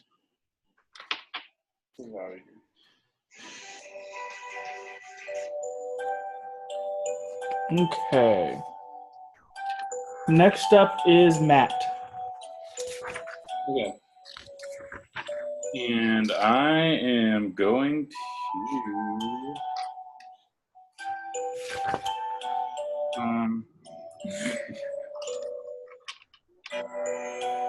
I'm just going to Scorching Ray here again. All right. So the first one is 21. Second one is 12. Next one is 16. And the other one is 25. Sorry, what was the first one? The first one was like 21, and then Okay. Then the first one and the third one hit.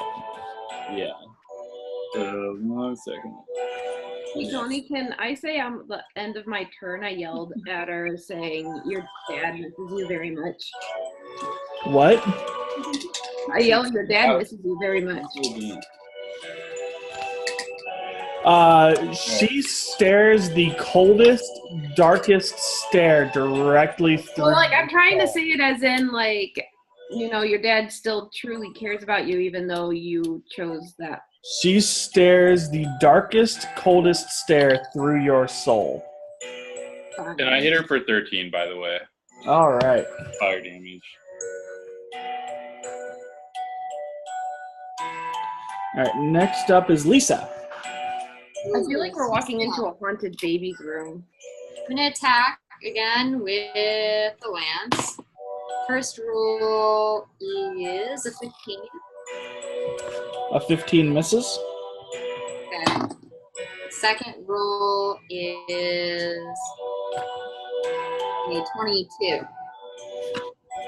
22 hits. 5 damage. 5? Okay. Next up is... Sorry, I'm grabbing enough dice for her next spell. Next up is John. Enter. Yeah. And John is going to Eldritch Blast.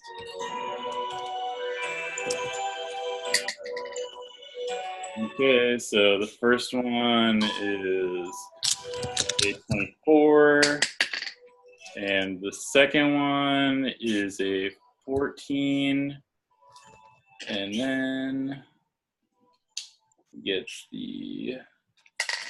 So only one of those hits. So then he does a 1d10. So 8 plus 3. So he gets an 11. Yeah. 8 plus 3, so 11. And then another 3 from the hex, so 14. 14. She's looking kind of rough, guys. Woo! I want to deal the death blow. Okay. Death blow. I've got bad news. She's gonna attack Looking me. around you. Matt, how close are you? Are you within 20 feet? I can't tell. Yeah, it looks like you're just within the radius of 20 feet. Okay. She is going to let out a shriek that sounds as demonic as the day is long and cast Fireball centered on herself Oh, we're all gonna get fucked. at level 6. So we roll. Each of you rolls a dexterity saving throw. Does that get proficiency or not? Why would you get proficiency? Because I want it. No, you don't get proficiency just because you want it. I got a 17 for my highest. What do we add anything to that? 17 is not high enough. 15. 17 is not high enough. I don't get it either. Lisa? 4. I need you to roll a dexterity saving throw. Oh, I need a. Is Locad close enough too? Everybody's close enough. Okay, I need That's what roll. we just looked around for. Dexterity saving throw. 4. Locag's highest was 13. Okay, and what was John's? Or Fenwick's? John was 12. You watch as she takes this fireball and throws it at her own feet. As it explodes, each of you takes 38 points of fire damage. Oh my god, what the fuck? And she is incinerated. And is dead. So she just like kamikaze'd herself? Yeah. Essentially? That was dirty. So Elandrin is currently unconscious. You said 38 points. Yes. Okay. Locag is down to 4 points. I'm at 10 points. John is also unconscious. So I guess, is there anyone around us right now? Is she dead? She's dead. I would like to immediately look around me and see, can I use healing hands as a method to, or lay on hands as a method to bring people back from being unconscious, or do I have to use a potion to bring them back from being unconscious? Because I can give hit points to them. And I would have say more that you, too. I would say you can use it to. Hold on, let me pause this. You can use it to bring them back up. Lisa, are you still conscious? Yes, I am. Okay, how many hit points do you have? 10. 10. Laura, how many hit points do you have? 13. 13. How does the druid have the most hit points? I had 51 hit points. Holy crap. All right. I have So 20 that I can deal out. So the only two that are unconscious are Fentwick and Elandrin. correct. I'm going to give them my 2 greater potions. Okay. Why don't we stabilize everyone and retreat and recover for a long rest before we decide to move into the castle further? Okay, well then. Laura, save your potions, because I can replenish my lay on hands ability. After a long rest, your potions are like a last resort.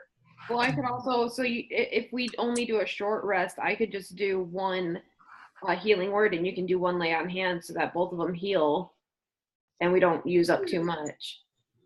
I mean, I won't get my ice breath back. While you guys discuss this, I'm going to use the bathroom real quick. Anybody have any thoughts? Would you rather a long rest or a short rest, Matt? Long rest. I need a long rest. I think that this can be very similar to any kind of battle that you would have if people were like actually fighting during the Civil War, where you'd sometimes go in and you'd attack and then you would retreat, knowing that you had dealt some damage, but that you needed to go back and gather provisions in preparation for the next attack. I think we have to, because my major weapons that I use, my breath spray or my breath attack, I can't use. I can use lay on hands on both of them, or one of them, and Laura can do the other one, because I mean healing is kind of my ability.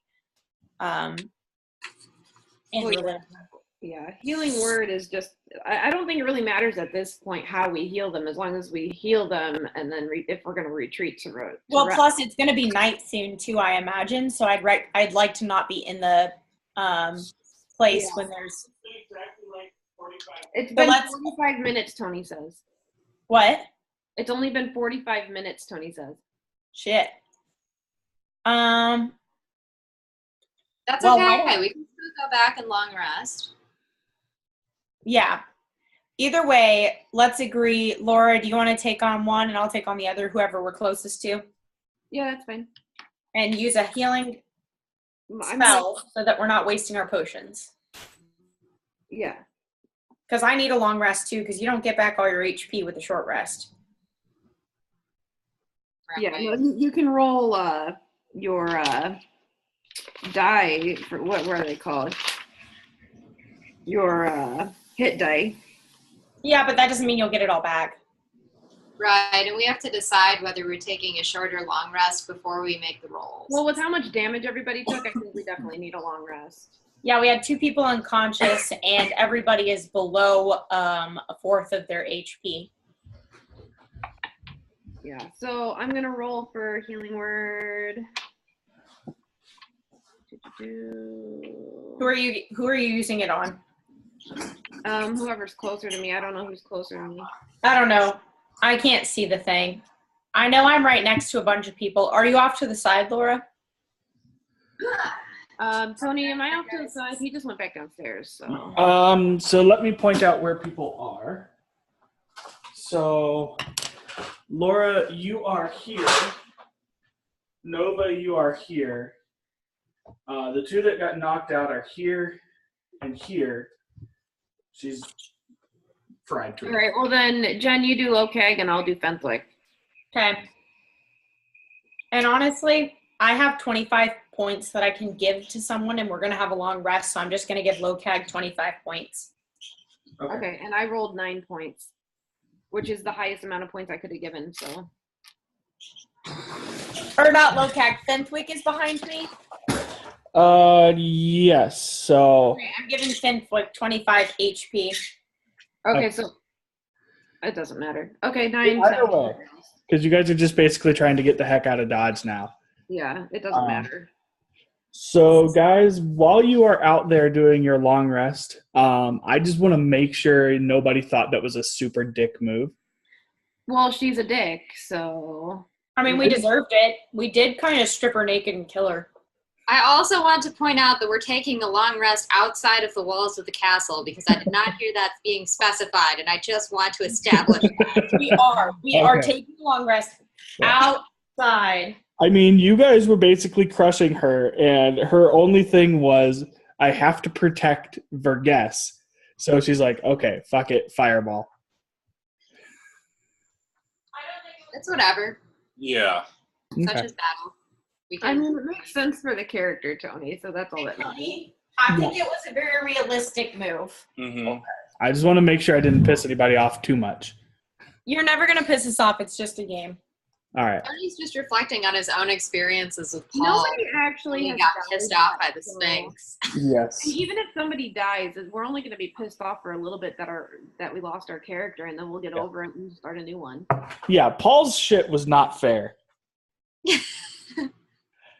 There's no way we could have answered the riddle. This is true. Yeah. Okay. What are you talking about? Oh, a different game we played. Oh, okay. I don't even remember the riddle, to be honest. I just It remember was you some really- really obscure pop culture reference. Maybe not even pop. Maybe it was just culture. Okay. So you guys are outside the castle walls, beaten up, hurting, but not dead. Knowing that you took care of somebody that was probably pretty powerful. I mean, you knew that Leosakin was one of his top lieutenants before.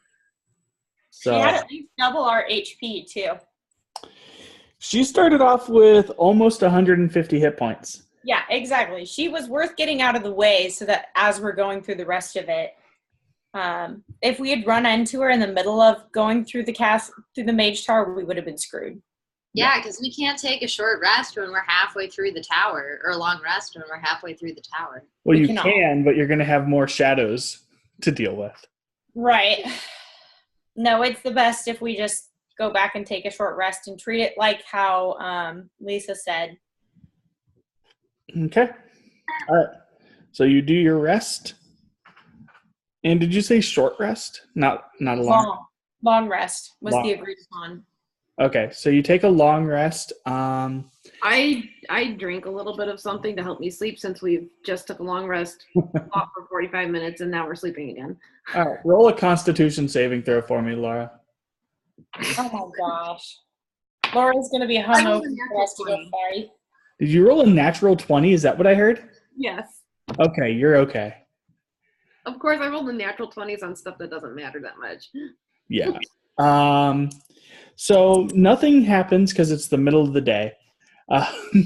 You go back to your campsite that you were just at, and when you wake up, it's starting to get dark out.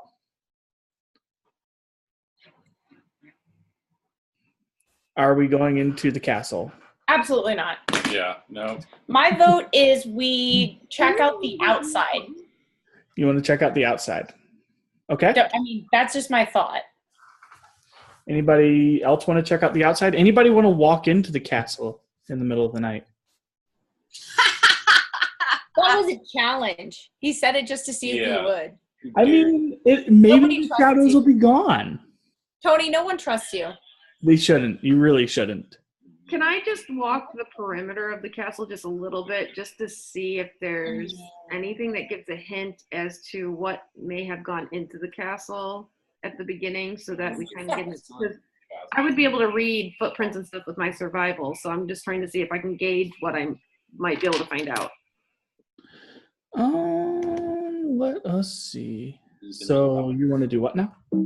I want to investigate around the perimeter to see if I can see where anything went into the castle besides us, to see if I can get an idea of what we're going up against. Okay. Roll an investigation check for me. See, this would have been nice to have the natural 20. Oh. The investigation. That's not. That wouldn't be survival. Huh.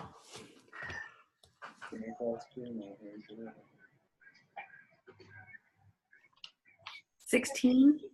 Would that be insight? That's not insight. No, it is investigation because you are investigating.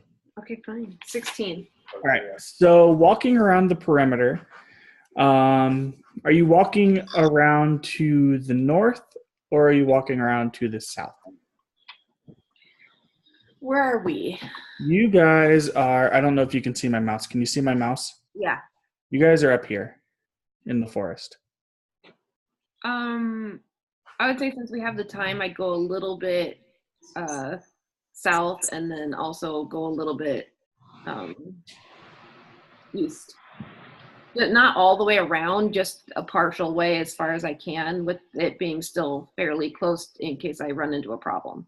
Okay, so walking around the perimeter, you're not seeing any footsteps. I need you to make a perception check. Okay.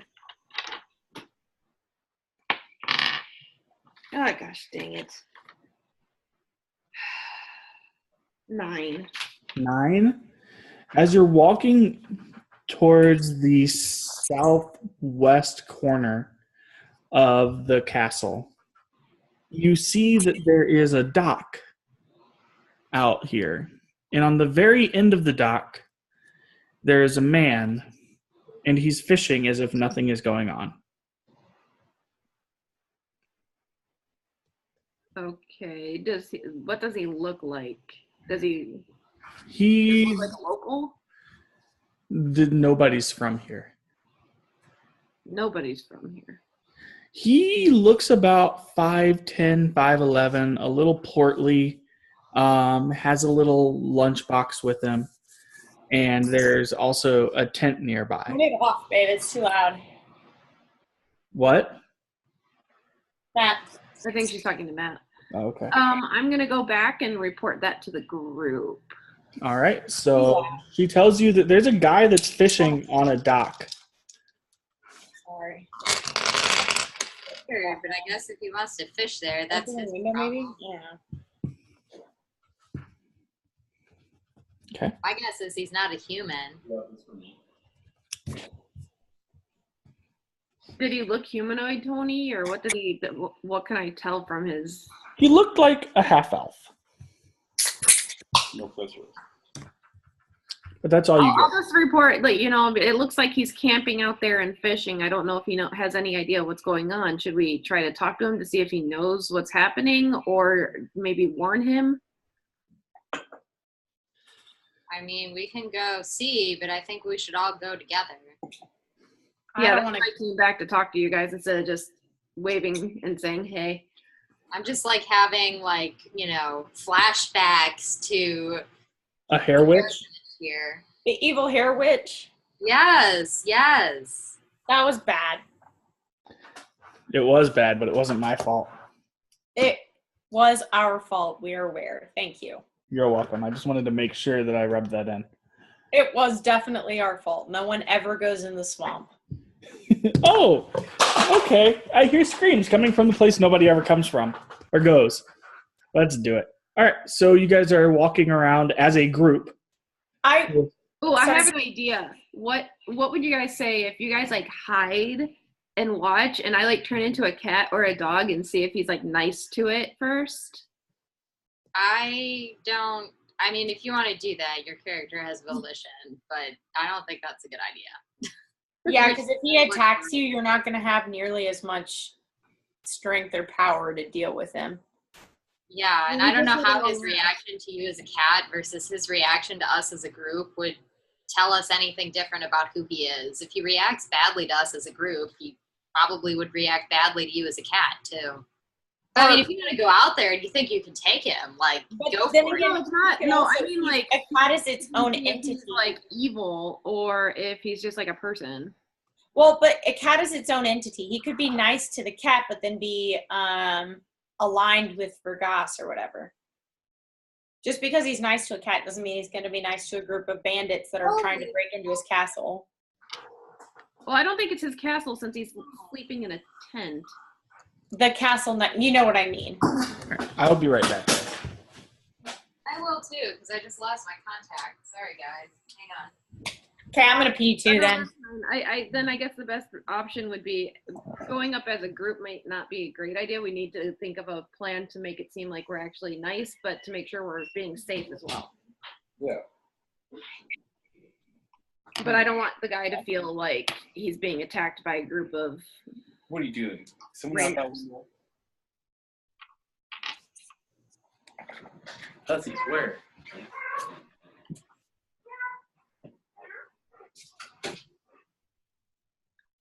I could conjure woodland animals and then nobody would be getting harmed.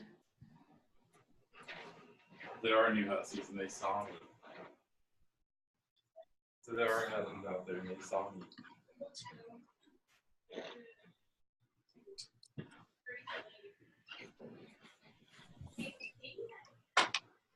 All right. Oh, sorry. That's okay. What I was saying is instead of turning into an animal, I also have the spell that I could put in my repertoire, which would be What conjure is it? woodland There's a beings. Hussie revenant living in that apartment? No, And I I can conjure an animal to see what he does first, and we can kind of gauge or If he, throw ideas out. if he were evil, how do you think his reaction to you as an animal would differ from his reaction to us as a group? I guess it would be more like getting up close to him to see if maybe he's just somebody who, like, we could investigate the tent a little bit or see if he's out there for Verges or if he's out there for just to fish. Okay. So then if he's good, then how would his response to you differ from his response when we're all together? I was just throwing an idea out there. I mean, Can I also say that my character probably wouldn't be interested in doing that, consider our last experience with a random person in the middle of the woods? My character probably wants to go pray to Bahamut. I do think, though, Laura, that, like, even though Jen and I are sort of giving you, like, ideas or feedback on your suggestion, like, you know, your character has volition and you can go out there and do whatever you want to, even if we don't necessarily I was just trying to avoid him feeling like he was about to be attacked by a group of vagrants because we probably look that way to him. Okay. No, and I can understand that. So maybe you should go out there. Like, seriously, I'm saying this in like in a completely serious way. Like, I mean, I could always go out there care and what you gauge how do. he acts to me, and if he acts poorly, turn into a freaking polar bear. You do you, man. It's cool. Laura, why don't you at least use it as an opportunity to sneak up on him? Because if nothing else, a cat should be very stealthy. Yeah. I'm going to just use it as an opportunity, act all nice to him, see if he reacts well. And we're going to gauge on what we're going to do after I try to investigate him. Yeah, because that's fine. Make a See what you want to do. Stealth check. Stealth check. I don't. What the stealth for a cat be? I feel like the fact that he made you roll for stealth means this guy is bad. Well, it just means that whether or not the guy notices me. I need a number. I am finding cat, and would that be stealth is +4? So like 8. Okay. So as you walk up, you smell fish. I do have an advantage on wisdom or perception checks that rely on smell. Okay, well, you definitely smell the fish. And you uncontrollably start purring. To which the guy turns around, It's like, oh, hi, kitty kitty. Are you hungry? Here, let me get you a fish. And he reaches into his bait bucket and pulls out a fish that's missing its guts and has its head off. And he tosses it to you. I take the fish and like prance around, and then I look over at the group and I like shake it a little bit and I play with it. Okay. All right. What's next? I'm gonna walk over to the tent and just kind of peer in. Are you still carrying the fish? Yes. He's gonna say, no, don't take the fish into the tent. I don't need all of my stuff smelling like fish. Just fucking with my thing. Those are like $30. Well, then I'm gonna quickly eat the fish. Quickly eat the fish. Got it. You're gonna have disadvantage on charisma checks until you brush your teeth. Oh, because you're saying I smell like fish now. Yep. Okay. All right. So what is everybody else doing? Well, no, I was going to peer into the tent after I swallowed the fish. Okay. He sees that you're looking to go in the tent, and he pulls up a pillow and like fluffs it and lays it down for you to use as a bed. What do I see in the tent? Do I need to roll perception? Yeah, roll perception for me. Oh my god. 7. You see a rolled up sleeping bag, what looks like quite a few days worth of provisions, and an extra fishing pole and extra fishing gear. Okay. Well, I purr. I'm going to rub up against his leg and then actually trot back into the forest. Okay. And then I'm going to turn back into a human after I'm far enough away from the guy. Roll another stealth check for me. Seriously, you're going to say that he follows me? If he follows me, I would know. No, I'm just saying that he's watching you. And I want to make sure that you actually got far enough into the forest before you turned into a human. Well, I rolled a freaking 9. All right, you were far enough into the forest. You had to beat a 5. Oh, okay. Okay, what is everybody doing? I just report back. I would like to pray to Bahamut for insight into the temple. All right, go ahead and roll percentile dice for me. Low is good, right? Low is good. Okay, I got a 0, 0. Is that 100? That is 100. Okay, I haven't rolled my other die yet, so should I even bother? Go ahead and roll it, because if you got a 0, 0 and any number other than 0, it counts as single digit. I got a 7. So you rolled a 7, which is very good. So Bahamut, you see, when you look up to the sky to start praying, you see an aspect of Bahamut show up in the clouds and speak, and only you can hear him, Jen. He says, once that temple was to Belias, now it has been desecrated to Orcus, as was the temple back on the Isle of Jecht. Orcus? Orcus. Okay. Are you going to ask who Orcus is? Yeah, I would actually like to ask who Orcus is. Orcus is the evil demon lord of undead. Okay. I don't know what else to ask right now. Nobody ever asks how the aspects are doing. What? No, I was making a joke saying nobody ever asks how the aspects are doing.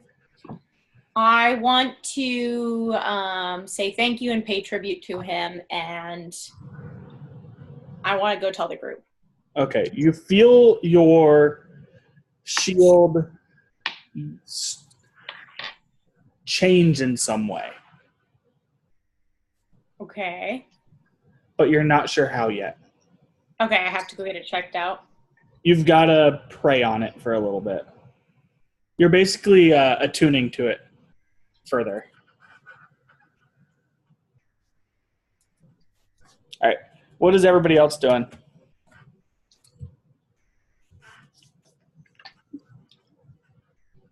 Well, I'm just asking anybody if they want to go see if the guy is good at fighting to see if he wants to help us. But if not, prepping. Yeah, I was going to scope out. I want to be asking more about the guy, what she thought of him, and then possibly going with her to scope him out. Okay. Does the guy seem older, or does he seem like a good, like does he look like he would be able to help us in a fight, I guess is what I'm asking. He seems like an older gentleman. Okay, so he doesn't look like he'd be a decent fighter. No. Not especially. Maybe if he was 50 pounds lighter. Okay. I suggest that it's possibly just wrong place, wrong time. Did he carry pipes with him? Do you know? Pipes? Tony, did I see any pipes? No, but even if he had pipes with your perception check, you wouldn't have seen it. Stop Would I making out. smelt them? What? Would I have smelt them since I had a high perception? No, I'm not talking about smelly pipes. I'm talking about playing pipes. Oh, okay. Yeah, I don't know. Does he smoke a pipe? Why is it interest in pipes? Okay. So, are you guys going to go chat with this guy? Are you going back into the creepy castle while it's still dark out? You want more of them? He's fishing in the middle of the night? Are you Yeah. sure with me? All right. Okay. What do you mean you have one? Wine. Oh, no, I don't want it. Unless you're sure. I'll have sips of it. Okay. Mostly it's for you. Gotta talk to this guy. Do. What he is, guys. What? I was asking what we should do. I don't really want to go talk to this guy, but if you want to go talk to him, I'm less interested in him now that it just seems to be like he's a fisherman. Well, Matt, or Where is excuse me, he? Where is he close to? He's on a dock. He's on a dock in the southwest corner. Has he been? I don't know. He might have useful information. He might have seen people go in and out of the castle and have information on like how many and stuff like that. Landron's interested, so Landron and Eliana can do it together. Okay. All right.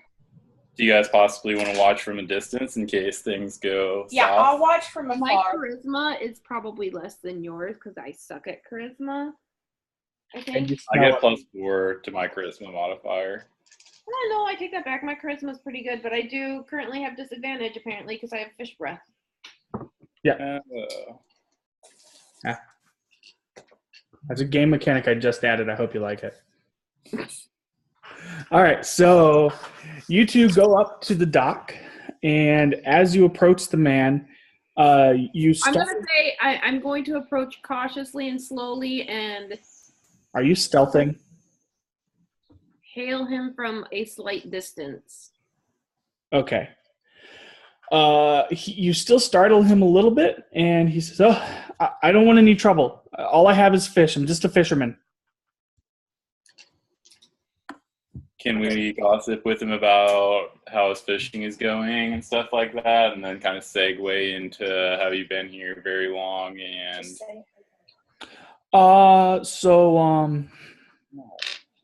Today the fishing hasn't been very good. No, they're not biting today. Been here about a week now.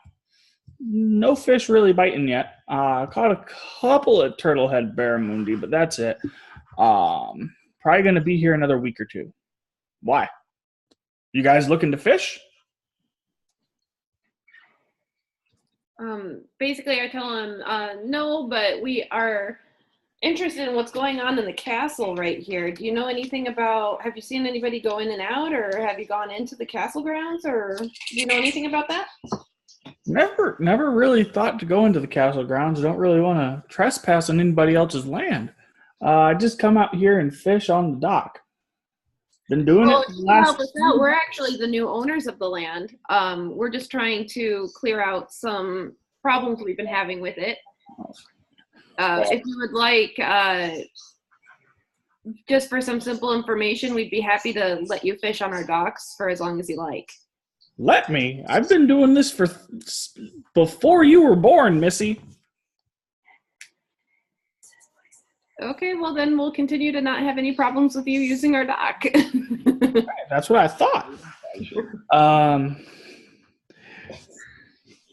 Says I don't even know if the past owner is still alive. How did you get the deed to this place? No. That's not important. He's gonna insight check you. Can I, Did you break it? No. He rolled crap, so he believes you. He doesn't question you further. you do want this? Okay. Yeah. So he believes us? Yeah. Yeah, that's so yeah, basically he's just a fisherman that's been going to this dock for 30 years to catch a fish that can really only be caught here. And what fish is that? The Turtlehead Bay barramundi. And as you're talking to him, one of his rods doubles over. He says, sorry, I can't talk anymore. I've got to catch this fish. And Did you he watch as he say sets. anything about seeing anybody come into the dock or for the No, I usually only come here during the spring, but I mean, don't really see anybody going in or out from this side. I thank him for his time and we leave. Okay. He reels in a 13-foot long fish as you walk away. Holy crap. A 13-foot long? Yes. Oh. All right. But yeah, I mean, he's literally just a fisherman. No good.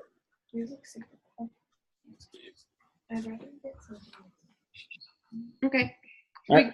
I'm guessing we'll just go back to the group then Okay. and let them know that it's of no consequence. Okie doke. So it's probably close to midnight by now. Y'all doing anything else? Take Anything another stupid? rest. No, I am. Y'all doing anything stupid? Is anybody going to do anything stupid or are we going to go sleep? I mean, do you guys want to go check out that castle thing? No. No? Okay. Why are you trying to convince us to go at night? Because Tony is a horrible human and he's bored. Because it's more fun at night. All right. So you go back to your campground. Let's see. What do you see at your campground? At your campground, as you approach, you see a figure in the darkness. I want to send Artemis forward to investigate the figure from a distance, but since he can see better than us that far away. Okay.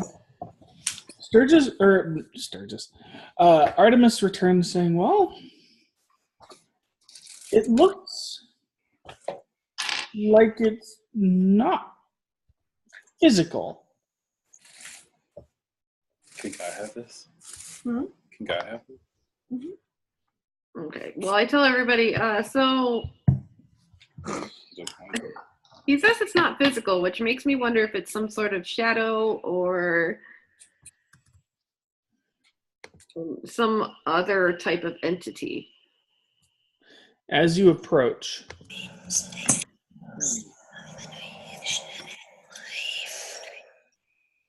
you hear the creature once again tell you, leave the castle. Well, wait, no, you don't know what it says. You just hear it speaking in Abyssal. But we're not, But Illyria know? Because she heard it before. The spell of comprehending languages again. I cast that spell, Tony. Okay, you hear him once again say, leave this castle or you will die. And then he disappears. Is this like super... Wait, so it's like the middle of the day now and we're hearing this stupid thing? It's still nighttime. You guys were walking back to your camp to take another rest. Oh, I see. Well, all right. So whatever this thing is, it's still telling us to leave and telling us that we're going to die if we don't. So Should we kill it? I don't think it's here. I don't think it's a thing that's with us. I think it's. Can I I sense it? You could sense it while you could see it, and then once it disappeared, you couldn't see it anymore. You couldn't sense it anymore. Oh, weird. So it could have hurt us while it was there, but it couldn't hurt us now. Do you want to test the theory? Kinda. I don't really know that we have much of a choice, Tony. Do we? Is there something still in the mage tower? Obviously. Our death. Yeah, you still sense stuff in the mage tower. Can we just blow up the mage tower with our 30 pounds of... That's not enough. It really isn't. You could cripple a part of a wall. And have it collapse? Yeah. I mean, you guys are taking ownership of this castle, so maybe try to limit the destruction. I mean, you guys do have a lot of money currently hidden in random places, but... Yeah, I prefer a custom sorcerer tower. That's a mage tower? Are you a mage? More or less. Technically, he is a magic user. No. Hey, have you guys ever seen a cat gun? Yes. I'll think you like. On that note, so the creature is gone. You can no longer sense its presence nearby. What are you doing? Don't show on his shoelaces. No. I think we're just gonna take another rest to be ready for this fight in the morning. Okay. All right. So after you guys, well, does anybody not taking a rest? Anybody going into the castle Alone? alone? That's No. like 5 Okay. times, Tony. No one is going into the castle. I think he's trying to kill us. Okay. Since nobody's going into the castle, you wake up in the morning, feeling well rested. Outside of the castle. Oh, by the way, you still have your earth elemental. Yeah, I was wondering where Bob was in our last fight, but it's cool. Oh yeah, I had a crush Yeah, on I forgot about Bob. Because he looks like The Rock. because he looks like The Rock, right? Yeah, he casts a pretty good shadow. I feel like my character would like just have fun with him and like fashion stuff out of flowers to like decorate him. Go ahead. I mean, if you really want to try to fashion flowers into the freaking earth elemental, be my guest. I made him a hat. Okay. He's a pretty earth elemental now. Having a battle royale. Okay. So, are you going back into the castle now that it is daytime? Yes. Okay. So you walk into the castle again as your shadow bumps and bobs and weaves on the walls. You hear or you see the occasional shadow moving around. I produce flame in both of my hands to limit the amount of shadows around us. Okay. Are you walking right next to a wall or are you a little further away from a wall? I was assuming I was staying a little bit further from the wall. Okay. It really doesn't have too much of an effect. Your shadow's still wherever your shadow's being cast, except for where the flame is blocking it out, of course. Well, I was just using it for protection, like keeping them from like getting super close to it. Right up on you? Okay. Are you guys going straight to the mage tower? Are you clearing out other buildings? My goal is the mage tower. We're going to have to clear out all the buildings eventually, but mage tower to get rid of the biggest ones probably. Okay. Wait. Huh? Can they respawn? The Are shadows? you an expert? Yeah. No. You don't know that. Yeah, then we should go for the big guy. All right. Oh, what I'm going to ask is, does it seem like there's less skeleton remains on the ground than there used to be? Nope. Still the same amount of skeleton remains. Because taking out a necromancer was like the main thing that got me into adventuring and becoming a bounty hunter, do I have any insight as to how to take down one? Luck. Lots and lots of luck. Okay. And the necromancer that you took out when you were level 1 before you met up with the party was not very strong and would not have been able to do what this one was doing. Like resurrecting Leosatra and having her still be able to cast magic and everything, that's some next level necromancy stuff there. Okay. And you would know that. So as you get to the door to the mage tower, who's going to try to open it? I'll open it, I guess. Okay. Can I get you to roll a perception check or an investigation check? I suppose. Why investigation and not perception?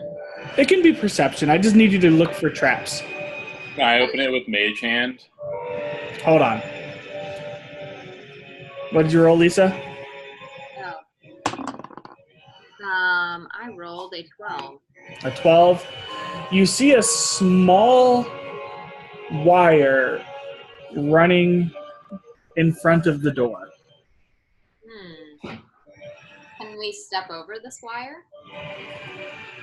You notice that if you try to open the door even an inch, it'll snap the wire and will cause a fireball to shoot out from the wall.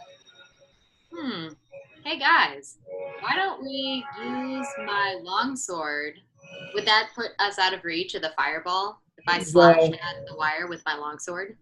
The blast radius of a fireball is 20 feet, so no.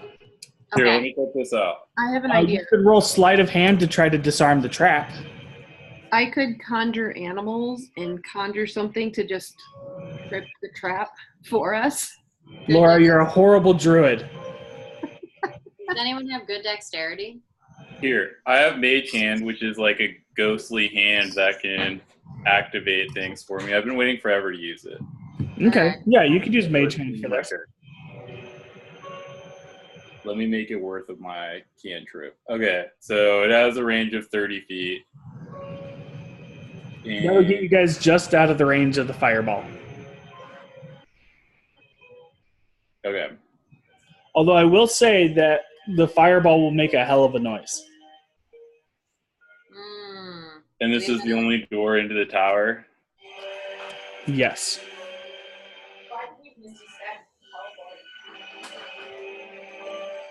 Jennifer says she can use Misty Step and teleport.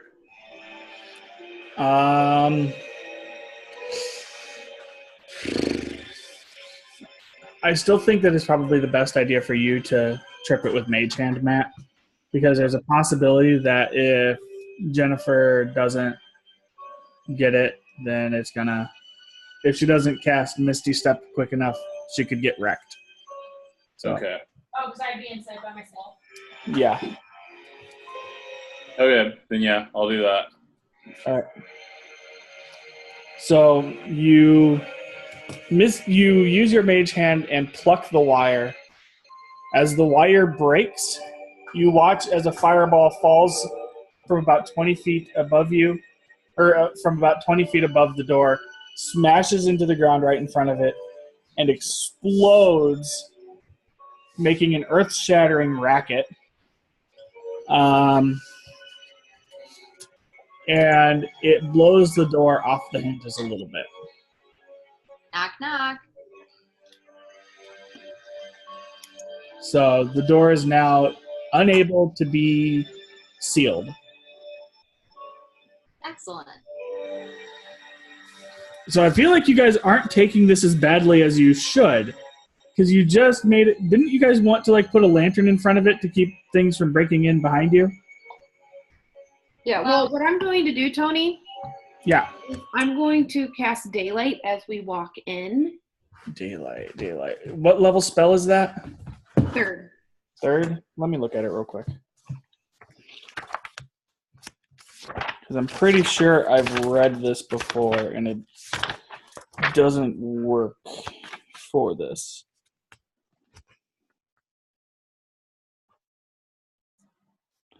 So it would count as bright light, but it would not count as daylight.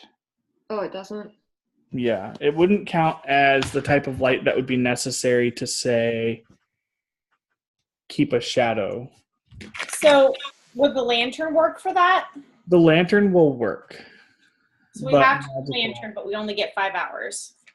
Yeah. Unless. Well, yeah, daylight only works for 1 hour anyway, so if we're fighting a creature that has disadvantage in the dark, then that would help, but... They have disadvantage in daylight. Okay, so never mind. I think that probably the lantern is our best bet.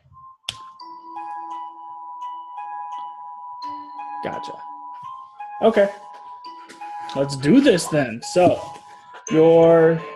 as you enter the front door, wait, stealth rolls. Are people stealthing or are we barging in? Yeah. I mean, is there really a purpose to stealthing after you just blew the door away? Everything, you know what? No stealth rolls. Everything knows you're coming. You just made the loudest knock knock in the world. Welcome. I'm just kidding. All right. So, as you walk in the front door, you are greeted by a grand atrium. The walls are adorned with paintings of famous mages that Elandrin and Fenthwick might recognize. There's also a famous druid that Laura might recognize. Some famous fighters and famous paladins on the walls as well that Nova and Illyria might recognize. Can I roll to investigate, like, which druid this is, or...? You can, but I don't know which one it is. Oh, so you Just- wouldn't be able you to... just- Okay, never mind. Yeah, you just tell me who you think it is, basically. So famous people on the walls in very stunningly painted portraits.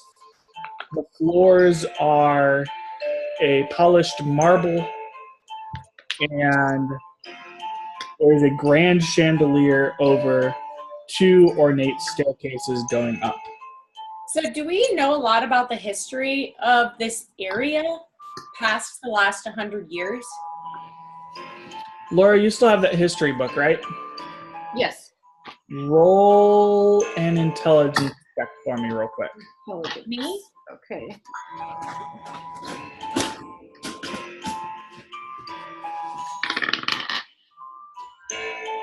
Would that be a history skill check? Yeah, roll for history. Okay. What did you get? 7. 7. You know that this was once a bustling trading area, with the port being open to a number of vessels selling a number of different wares. But not much has been done here for the last 80 years.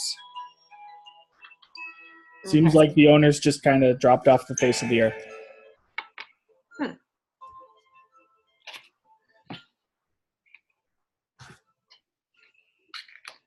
I vote we continue. Okay. All right, so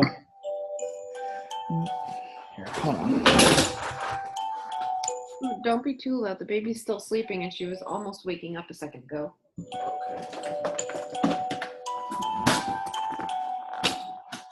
I'm gonna draw something out real quick for you guys to.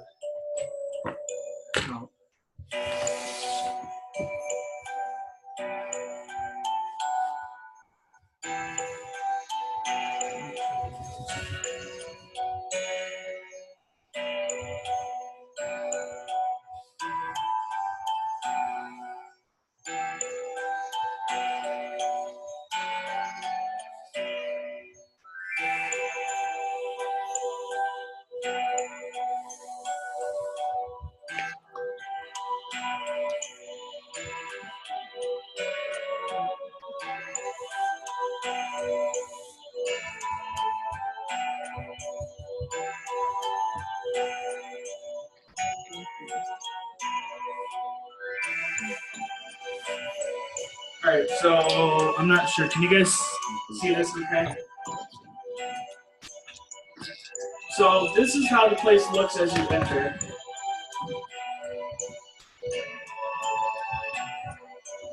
It's a little close up right now. What? Oh, never mind. You're gonna change it. Okay. Sorry, I'm going blind here for a second. Ah!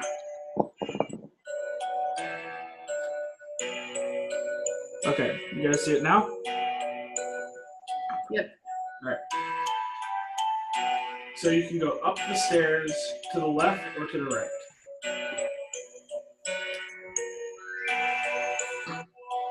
Part of me is tempted to go left and right so that we can sort of kill things so that they don't come up behind us. But at the same time, the doors have been blown off, so I don't really know that it matters. Also, now that you are inside, we're back to this music.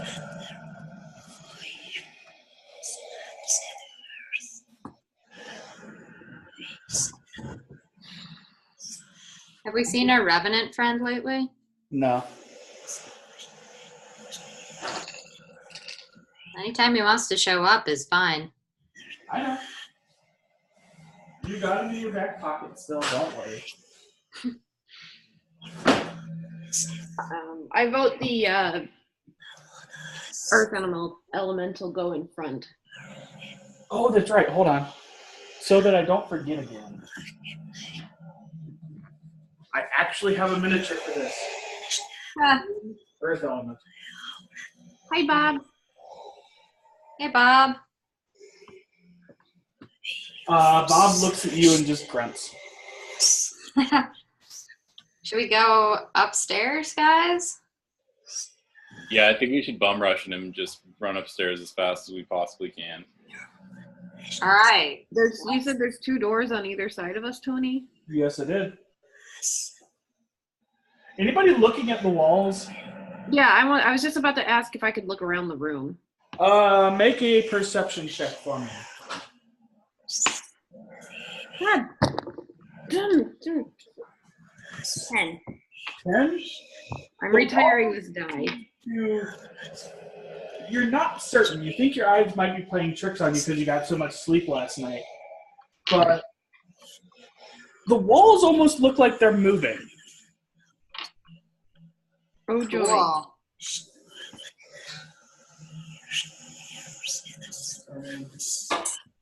Can I stab a wall with my longsword?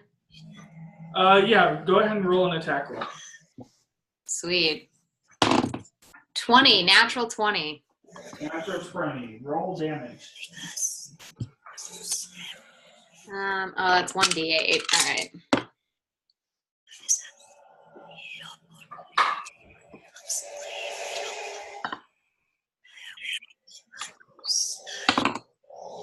Wow, 3. That sucked. 3? Yeah. Roll. Oh, wait. No, I get to roll with advantage, don't I? For my attack roll, because I rolled a 20. You get to... No, you don't get to roll advantage. You get to double the damage. Oh, that's right. Okay, then 6. Okay.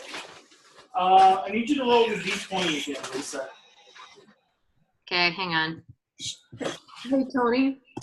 Yeah, Laura. While you're doing that, I was thinking I would investigate either door to see if either of them have been used recently. There seems to be pretty heavy dust on both doors. Okay, because I rolled a 22. Okay. There is Tony, what am I rolling this d20 for? Am I just giving you the number, or do I add a mod to it? Add your strength modifier to it. 11. 11. So nothing happens to the wall, and your sword does not break in half. Nice. Okay.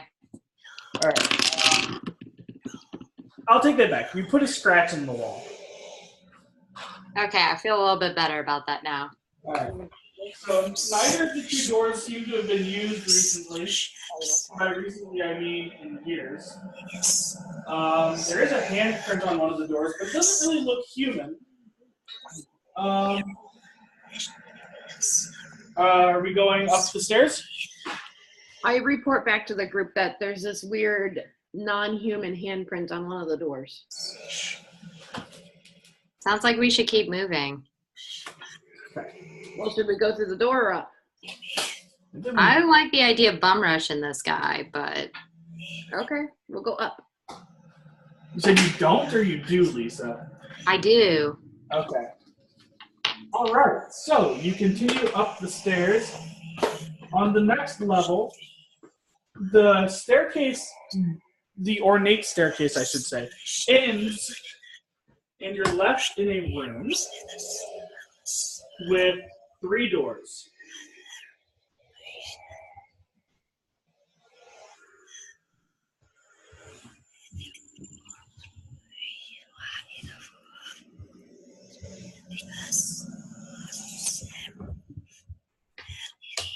Sorry, guys. I was trying to think of how to do this best all week. And I finally just settled on drawing out the levels as you got to. All right. So you have 3 doors that you could possibly go through.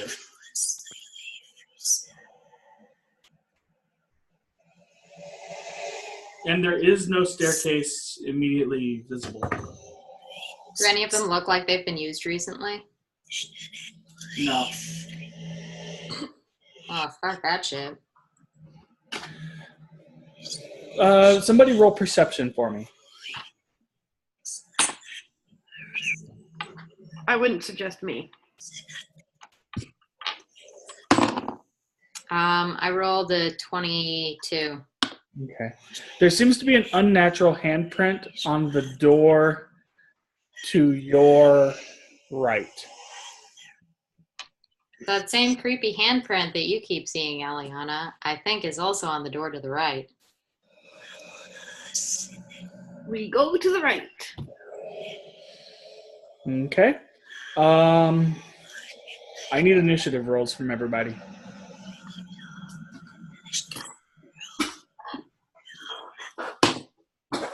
$19. 5. No.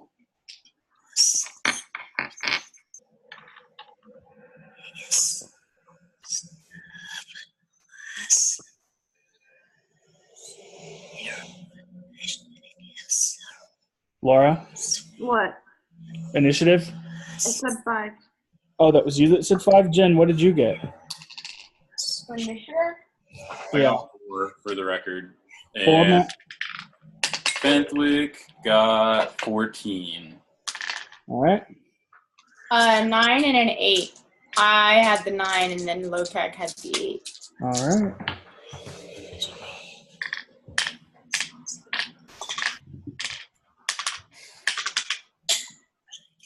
So who's rolling for the elemental? It's technically Lisa's elemental. Oh, sorry, I forgot about Bob. Bob rolled. Does Bob get my dexterity? Do you have a copy of the monster manual, Lisa? I mean, I have. Oh, duh. I'm sorry. I'm such an idiot. Yeah, I'll add his. He rolled the 13. A 13? Okay. So, Lisa, you're up first. As the door opens, you see 2 human-sized shadows and 1 large shadow standing in the middle of the room.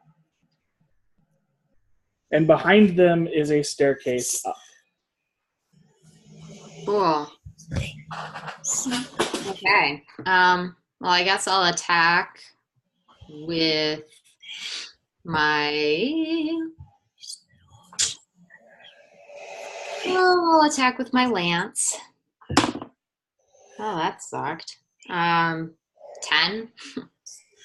Are you attacking the large shadow or the regular sized shadow? I don't know, the one in front. All right, a large shadow you do not hit. Oh, yeah. Okay. I rolled a natural 1, so I don't hit anybody. Okay. I'm not fixing your weight. All right. So next up is the Shadow Demon. It is going to try to hit Lisa, since Lisa tried to hit it. Lisa, does a 15 hit you? No, it does not. Okay. And I riposte in return. Nice. So I make an attack roll against the creature. Does a 22 hit it? Yes. Okay. And then, should I die? Yes. 8 damage. All right. Next up is John, or Fentwick. So he is going to Eldritch Blast, the one that Lisa is working on.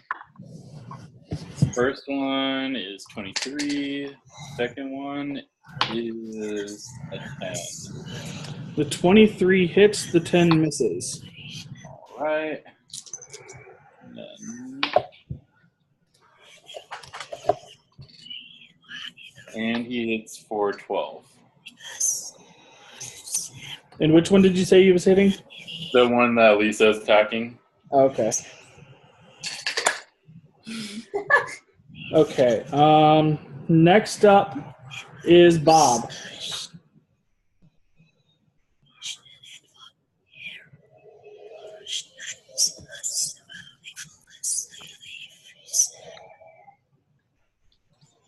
Lisa. Apologies. Okay. I'm so sorry. Bob is going to do a multi-attack.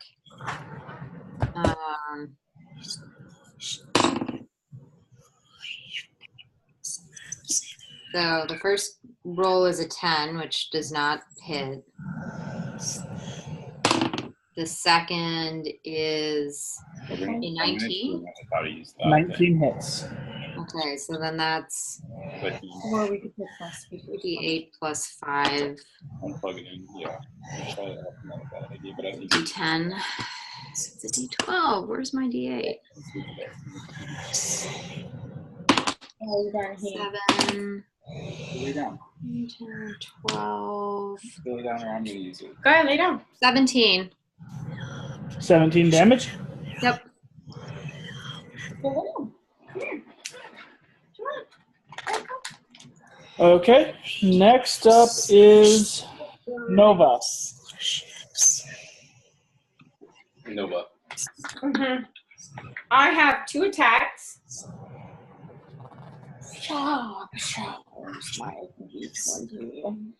I'm going to use my Goliath hammer. I feel like she get extra damage since they're It using does. the Goliath. It does. It didn't get extra damage to Leosatra. Oh, okay. To hit him, the one that they've been attacking. And I rolled, I don't even want to tell you what I just rolled. It wasn't even worth it. I rolled an 11. That does not hit. I figured. So I'm going to roll again for my second attack. Yeah. I rolled a 12. I feel like I have a habit of rolling and... All right, that misses. Yeah, thanks. Next up is Lokag. Lokag.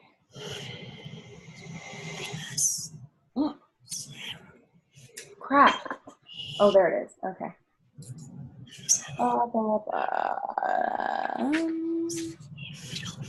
I'm just going to have him use his Warhammer. He gets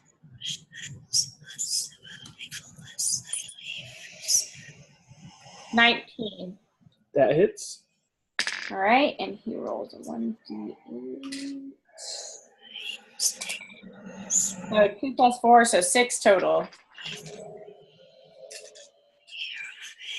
Okay. Next up are the two shadows.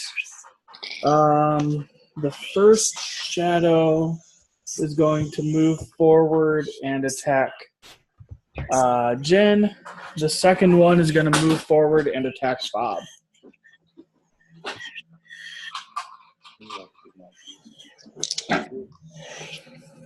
Poor Bob. Jen, you're going to get hit with a natural 20. Yeah, that hits me. And Bob is getting hit with a 12. Does a 12 hit Bob? No, 12 does not hit Bob. Okay. 2d6. Holy shit. 12 and 4. Like the 2. So, Jen, you're taking 26 necrotic damage, you don't like it. and your strength is reduced by 4.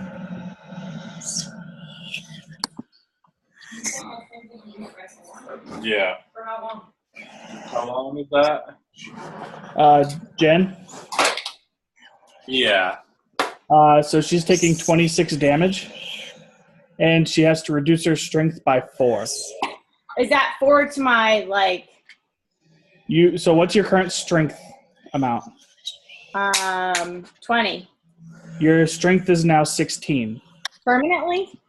Until you take a short or long rest. Until I take a short or long rest? Yep. Okay. Yeah. Tastes like fish. It's horrible. Okay. Next up is Laura.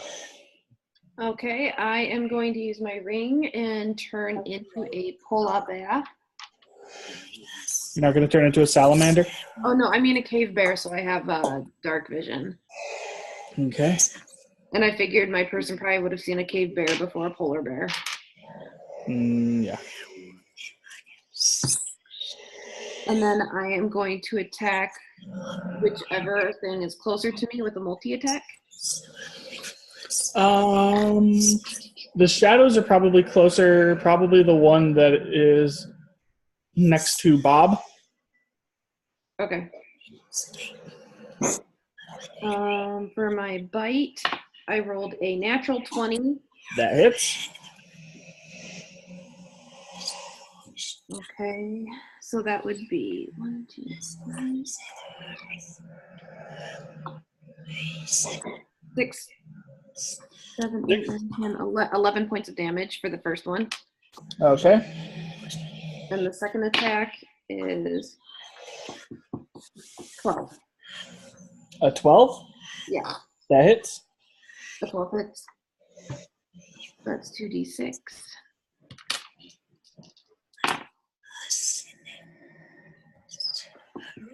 That's also 11 damage. All right. That's one shadow down. We still have one left, right? You have a shadow and a shadow demon left. And next up is Matt. Okay. A shadow and a shadow demon, you said? Yep. And are they both like part of the wall essentially? No, they're in the middle of the room. But they're walking around like 3-dimensionally? Yes. I was able to attack it as a bear. Okay.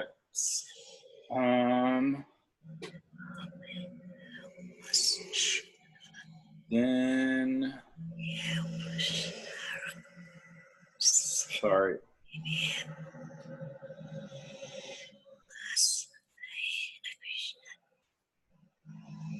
Okay. So I'm gonna cast Lightning Bolt. Can I position myself in such a way that they are in a line in front of me? Where am I at relative to them? So you, Matt, is that better or worse for people to see? That's better. Okay. So, Matt, you are here. The one that was attacking Bob is dead.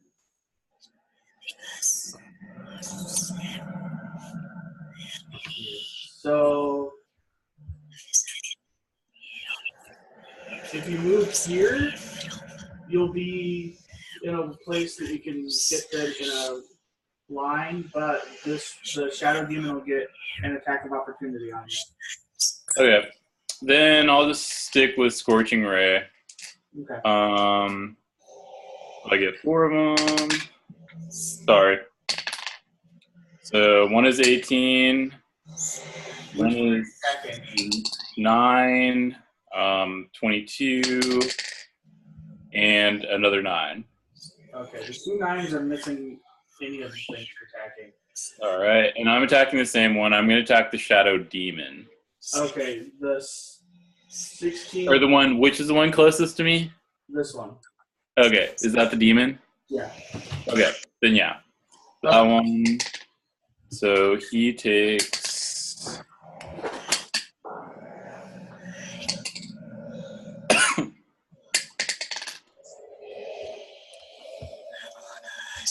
uh, 14. 14 points of damage, okay. He's looking pretty angry. Next up is Lisa.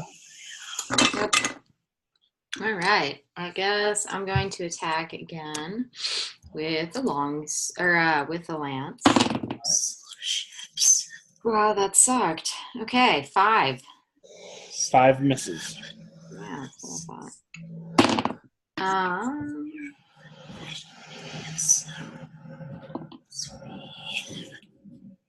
10, 12. 12, are you attacking the demon or the shadow? I'll attack. Which one's closer to me? They're both within 5 feet of you. Okay, I'll attack the shadow. Okay, that hits the shadow. Okay. Wow. Okay, 12 damage. Okay. Next up is the shadow. The shadow is going to, the shadow demon is going to look around the room, realize that things are not going the way it wants, and then run directly at the wall behind himself. Which wall is that? The wall closest to the staircase. Would that give me an attack of opportunity on it? That gives, that's supposed to be Lisa's character, and it gives Lisa's character an attack of opportunity. Ah. All right, I take that attack of opportunity. Oh, fuck. Yeah, I don't hit him. Sorry, guys. He disappears behind the wall, and as he leaves, he says, "I told you you will die here." And I'm just going to say you can understand what he says because I'm not going to worry about it. So he just says you're going to die here. So he's no longer in the picture. Next up is John. All right. So he's going to Eldritch Blast the last one. And he hits for 16 on one and 13 on the other. Those were his attack rolls, or those were his damages? Those were his attack rolls. Both of those hit. Okay. So his damage rolls is 12 and 13. So 25. How do you want to do this?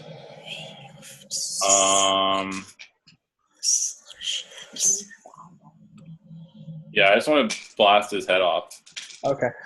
The Eldritch Blast comes out. It hits him in the face, and his body absorbs it, and he disappears. What? But he's definitely dead. He basically, dissipates. Okay. Oh, okay. I was like, what does that mean? Cool. So we cleared this room. Yes, this room has no enemies in it right now.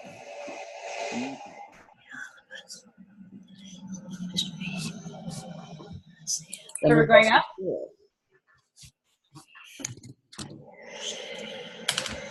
We should go up the staircase, I think. All right.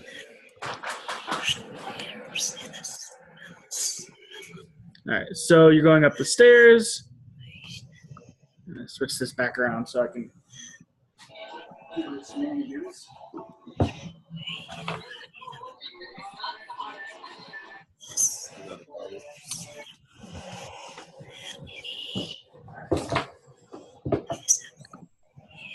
It is 1,000 degrees in our house, but I'm done. Who's singing? Oh, this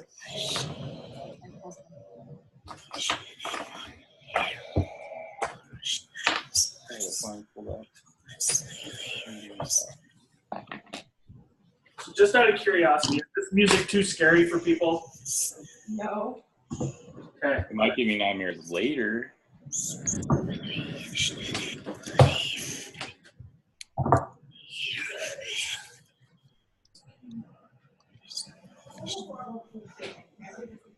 So, by the way, you are now on floor 3 of 10.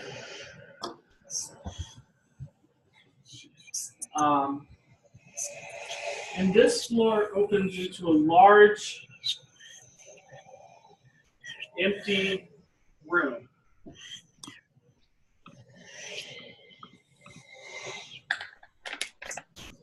There doesn't appear to be anything in this room.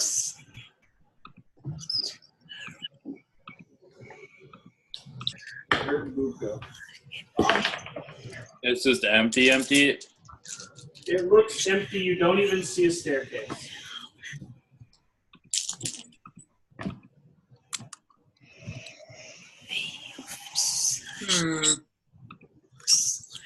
It seems weird that there would be a staircase that leads to an empty room.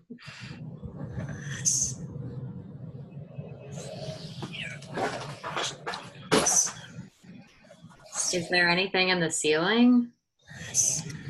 Looking at the ceiling, you see a staircase and furniture. The staircase seems to go up, and the furniture seems to be nailed to the floor. On the ceiling. On the ceiling.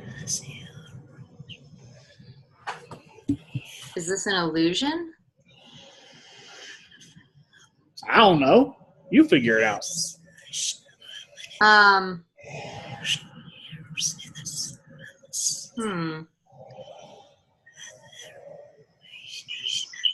Can I jump up towards a piece of furniture and try to touch it?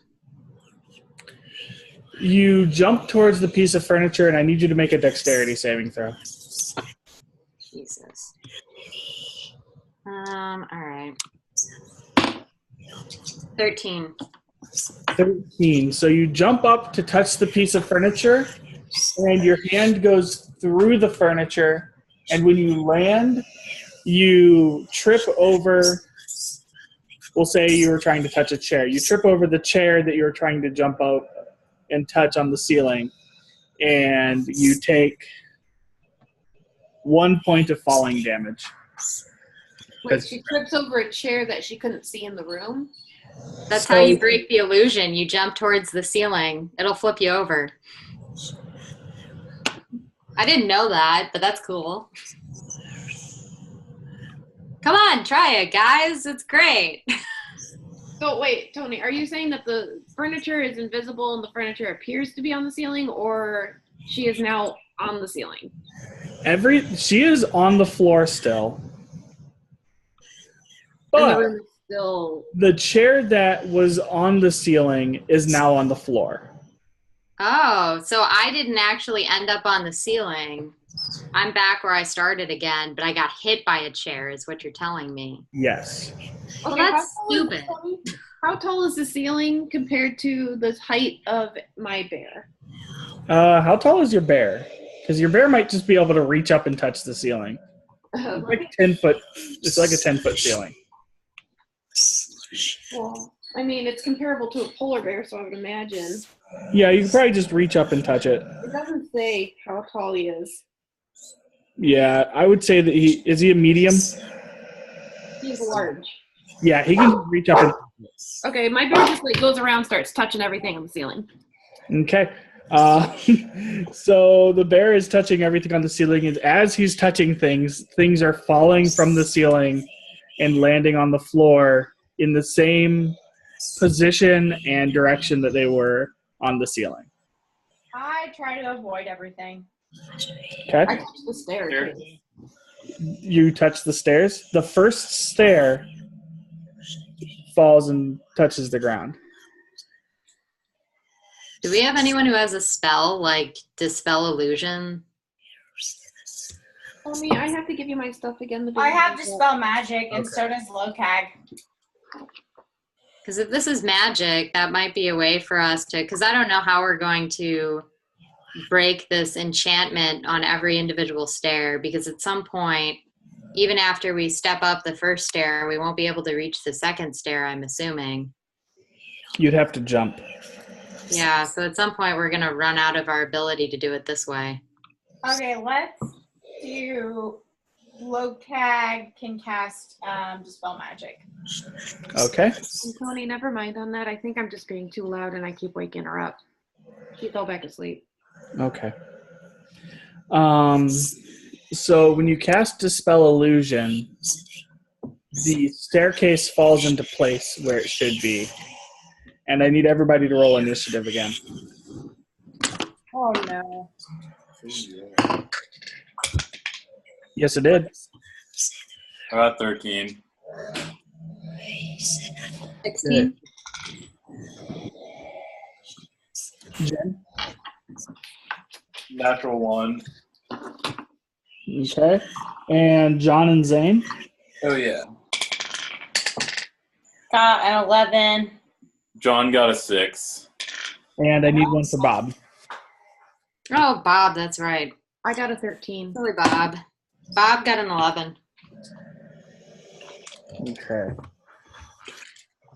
So upon dispelling the illusion, the previously invisible creature, give me a second. It is that. Where is he? What book is he in? Morgan Cannon. All right, the previously invisible humanoid figure turns and looks directly at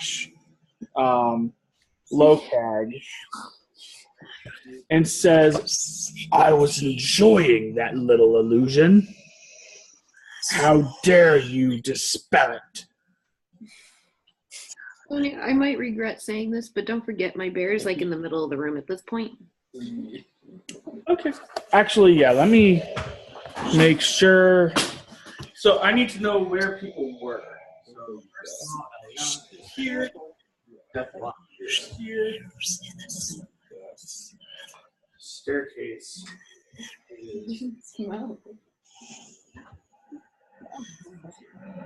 All right.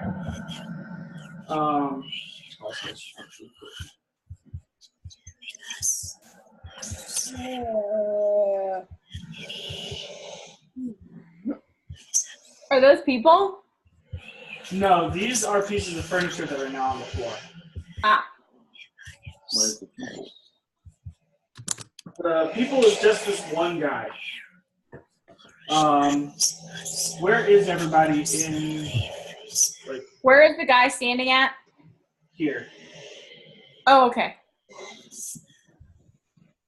So Laura's bear was running around touching things. What were other people doing? Locag's going to wait. Who's next? No, I'm trying to figure out where people were about the room. Oh, I hadn't moved yet. I was just watching the chaos unfold. Okay, so we will say everybody's back here. I don't think Locag would have moved yet either. Laura's just touching shit.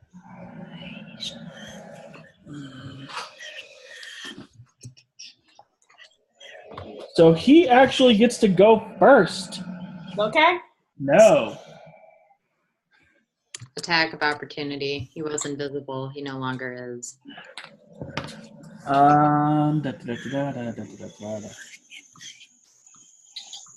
Laura, he is going to.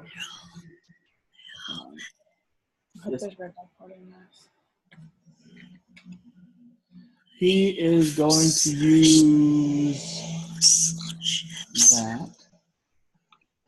All right, Laura, he is going to use something called Grave Bolts.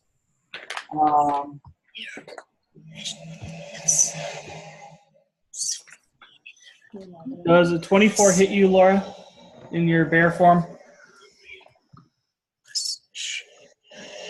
Laura? Laura? You up there, Laura? Are you up there? I need you to tell me if a 24 hits. Sorry, I was grabbing something. What am I doing? I need you to tell me if a 24 hits you. As a bear? Let me check. Sorry. Ran upstairs. Yes. Okay. And I need you to make a strength saving throw. Strength saving throw? Yep. Since my bear has a strength of 20, I add 5 to that, right? You roll? Yeah, you would add 5 to your roll. 6. No, 7. 7 total? I rolled a 2. Okay. So first of all, you are taking 22 points of necrotic damage, and you are currently restrained as shadowy tendrils are wrapped around you. Okay. Next up is Lyria. All right. Let me think here for a minute. Are the tendrils that are attached to Eliana attached to the whatever this thing is? No, they're coming up from the ground. Okay. I'm going to move towards the creature and attack with my lance again. All right. Okay, awesome. First roll was a 9. That does not hit frickin' anything. Second roll, though, was like a 16. That hits. Cool. That one deals 9 points of damage. All right. And then Eliana is right next to me, right? Yes. Can I use my remaining action? Because I took 2 attack actions, but then I still have whatever the extra like bonus action that's not attack. Can I take my dagger of fire and try to cut some of the tendrils that are restraining her? You can certainly try. Make it. Okay. I tried that, probably unsuccessfully. I said I tried that, probably unsuccessfully. Okay. What was the roll? Oh, I have to roll for it. Oh, I see. Is it like strength? Yeah, it'd basically be strength. That would be with or without proficiency? With proficiency, we'll say. Okay. 11? 11, she is still restrained. Okay, sorry. Okay. Next up is, we'll say, Matt. Matt. Buggers. Okay. I'm gonna Scorching Ray again. All right. So the first one is 24. Second one is 22. 25 and 15. You said 2 of them were above 13? Yeah. Okay. The two that are above 13 hit. Okay.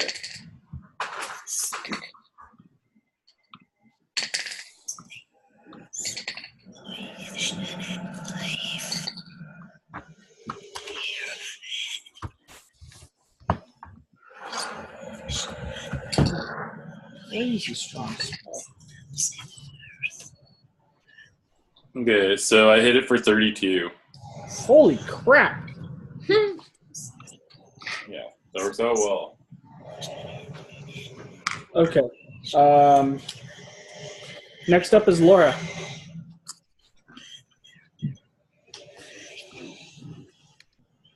Sorry, I had to give medicine to the cats.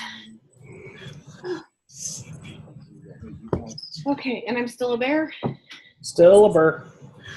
Am I still restrained? Still restrained. I guess I have to roll to fight the restraint. Yep. 12. Not good enough. Next up is Lokag. All right.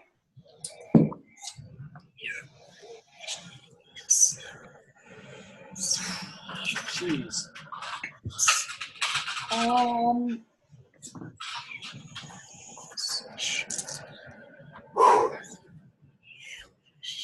Rokag is going to hit with this warhammer. Or is he too far? Where is he at? Lokag? Yeah. Lokag is currently here. Okay. Can Lokag pick up what's the furniture in front of him? The closest furniture in front of him, this is a chair, this is a table. Is he able to pick up the table? He could move there and pick up the table with a successful strength saving throw. With a successful strength. I was just wondering if it would do more damage than his warhammer. Not typically, no. Not really? Yeah. I know Okay. he tends to grapple a lot. He tries to grapple. I don't know how to do grapple, though. How do I do grapple? He can't get close enough to grapple. He can't get close enough to do any kind of melee attack. He can't do warhammer, you said? He's not close enough to do any melee attack. Okay, well, let me look at his spells. He has fear. What does fear do? Fear basically causes the enemy to be afraid of you and can't move any closer to you, and it has disadvantage on attack rolls. To everybody or just you? Just the creature of interest. Shit. Vicious Mockery, Enhance Ability, Silence, Invisibility, Long Strider, Feathered Fall. I just don't know any of these spells. Fuck. I'm going to probably be most like him to move as close as possible, and then end his turn. Okay, well, yeah, that's what we'll do.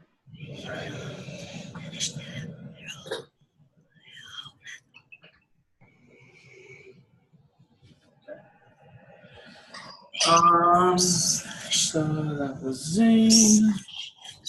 Next up, Lisa, you rolled a 16. That's nice. John's up next. All right. He is going to Eldritch Blast. Jennifer, nice.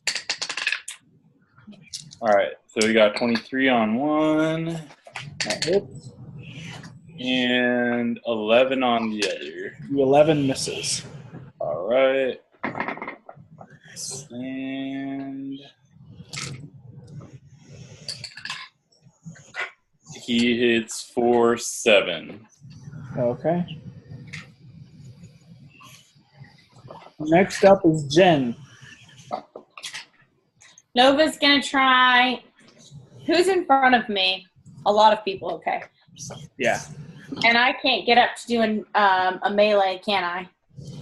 No, you'd have to go through the table. All right, I want to cast Command.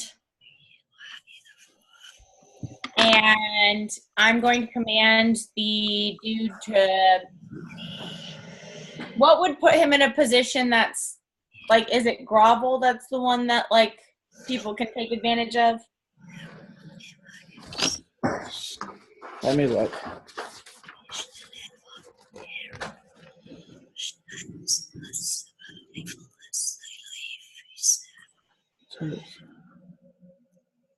Where's the book? It would be. So Jen, you would know that since he's undead, it has no effect on him. It doesn't? Oh, okay. Yeah. Sorry. Okay. Because he can't be charmed. He can be charmed, I believe, but he cannot be commanded. Okay. Then I want to use Nature's Wrath. Okay.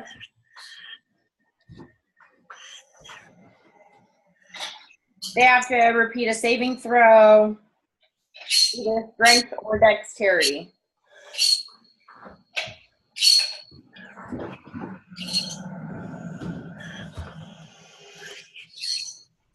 $19.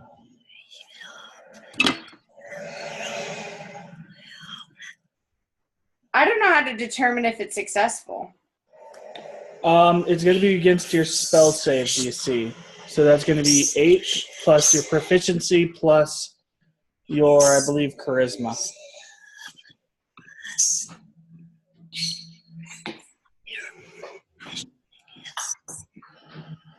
That's 15. So it's 15, and he rolled a 19. Okay, so he's good. Yep. Was that your entire turn, Jet? I believe so, yeah. Okay. It is now his turn again. He is going to turn directly to Elandrin, since Elandrin did 32 damage last turn. He's going to cast Blight. Blight? Blight. So, where is it? Matt, you need to roll a Constitution saving throw.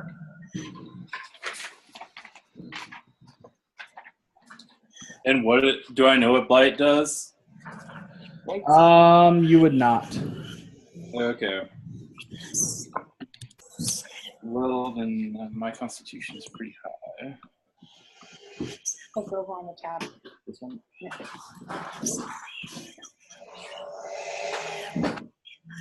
Okay.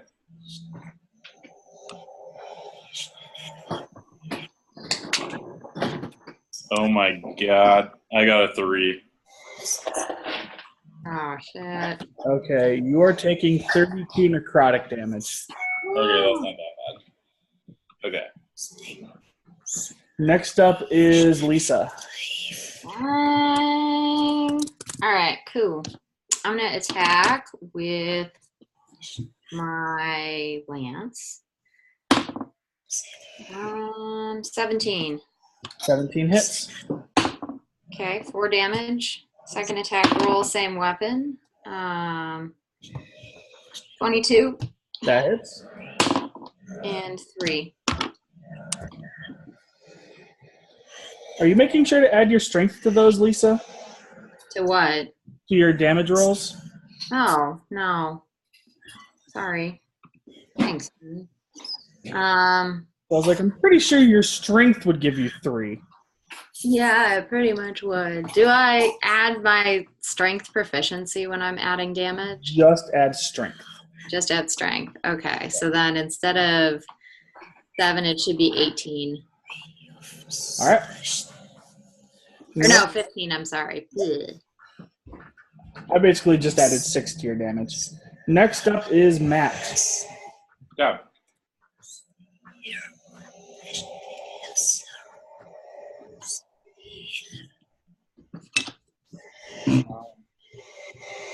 Yeah.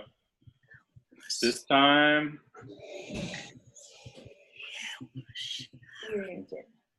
Okay. Yeah. I'm gonna use 2 of my sorcery points to gain. Actually, I'll use 5 of my sorcery points to gain a 3rd level spell slot and firebolt him again.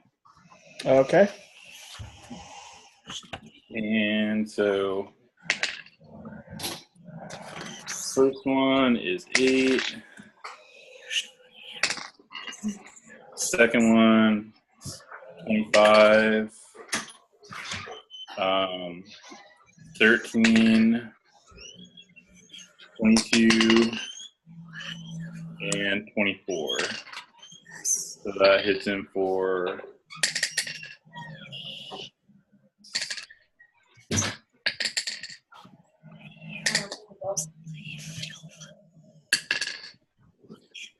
16. What did you attack with, Matt? Scorching Wave. Oh, Scorching. Okay. All right. Yeah. How do you want to do this? Why does Matt always get to kill him? I want to do the classic, just be blowing holes through him, like deeper and deeper into his body until it just like, kind of falls in half because there's nothing to hold it up. Yeah. Okay. Yeah, so bolt after bolt after bolt after bolt just insert into his body, and you watch as he kind of starts glowing redder and redder and redder, and he kind of pops. Awesome. And blood and guts everywhere. All right.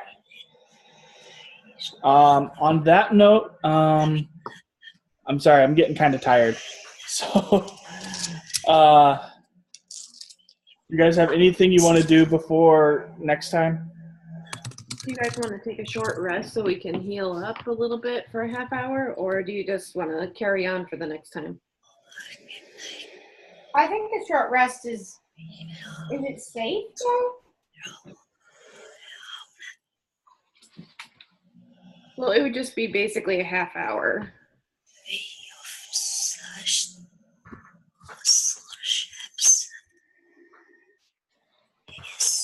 I could go either way. I'm down like 1 hit point. So I'm down 0 and neither is low tag.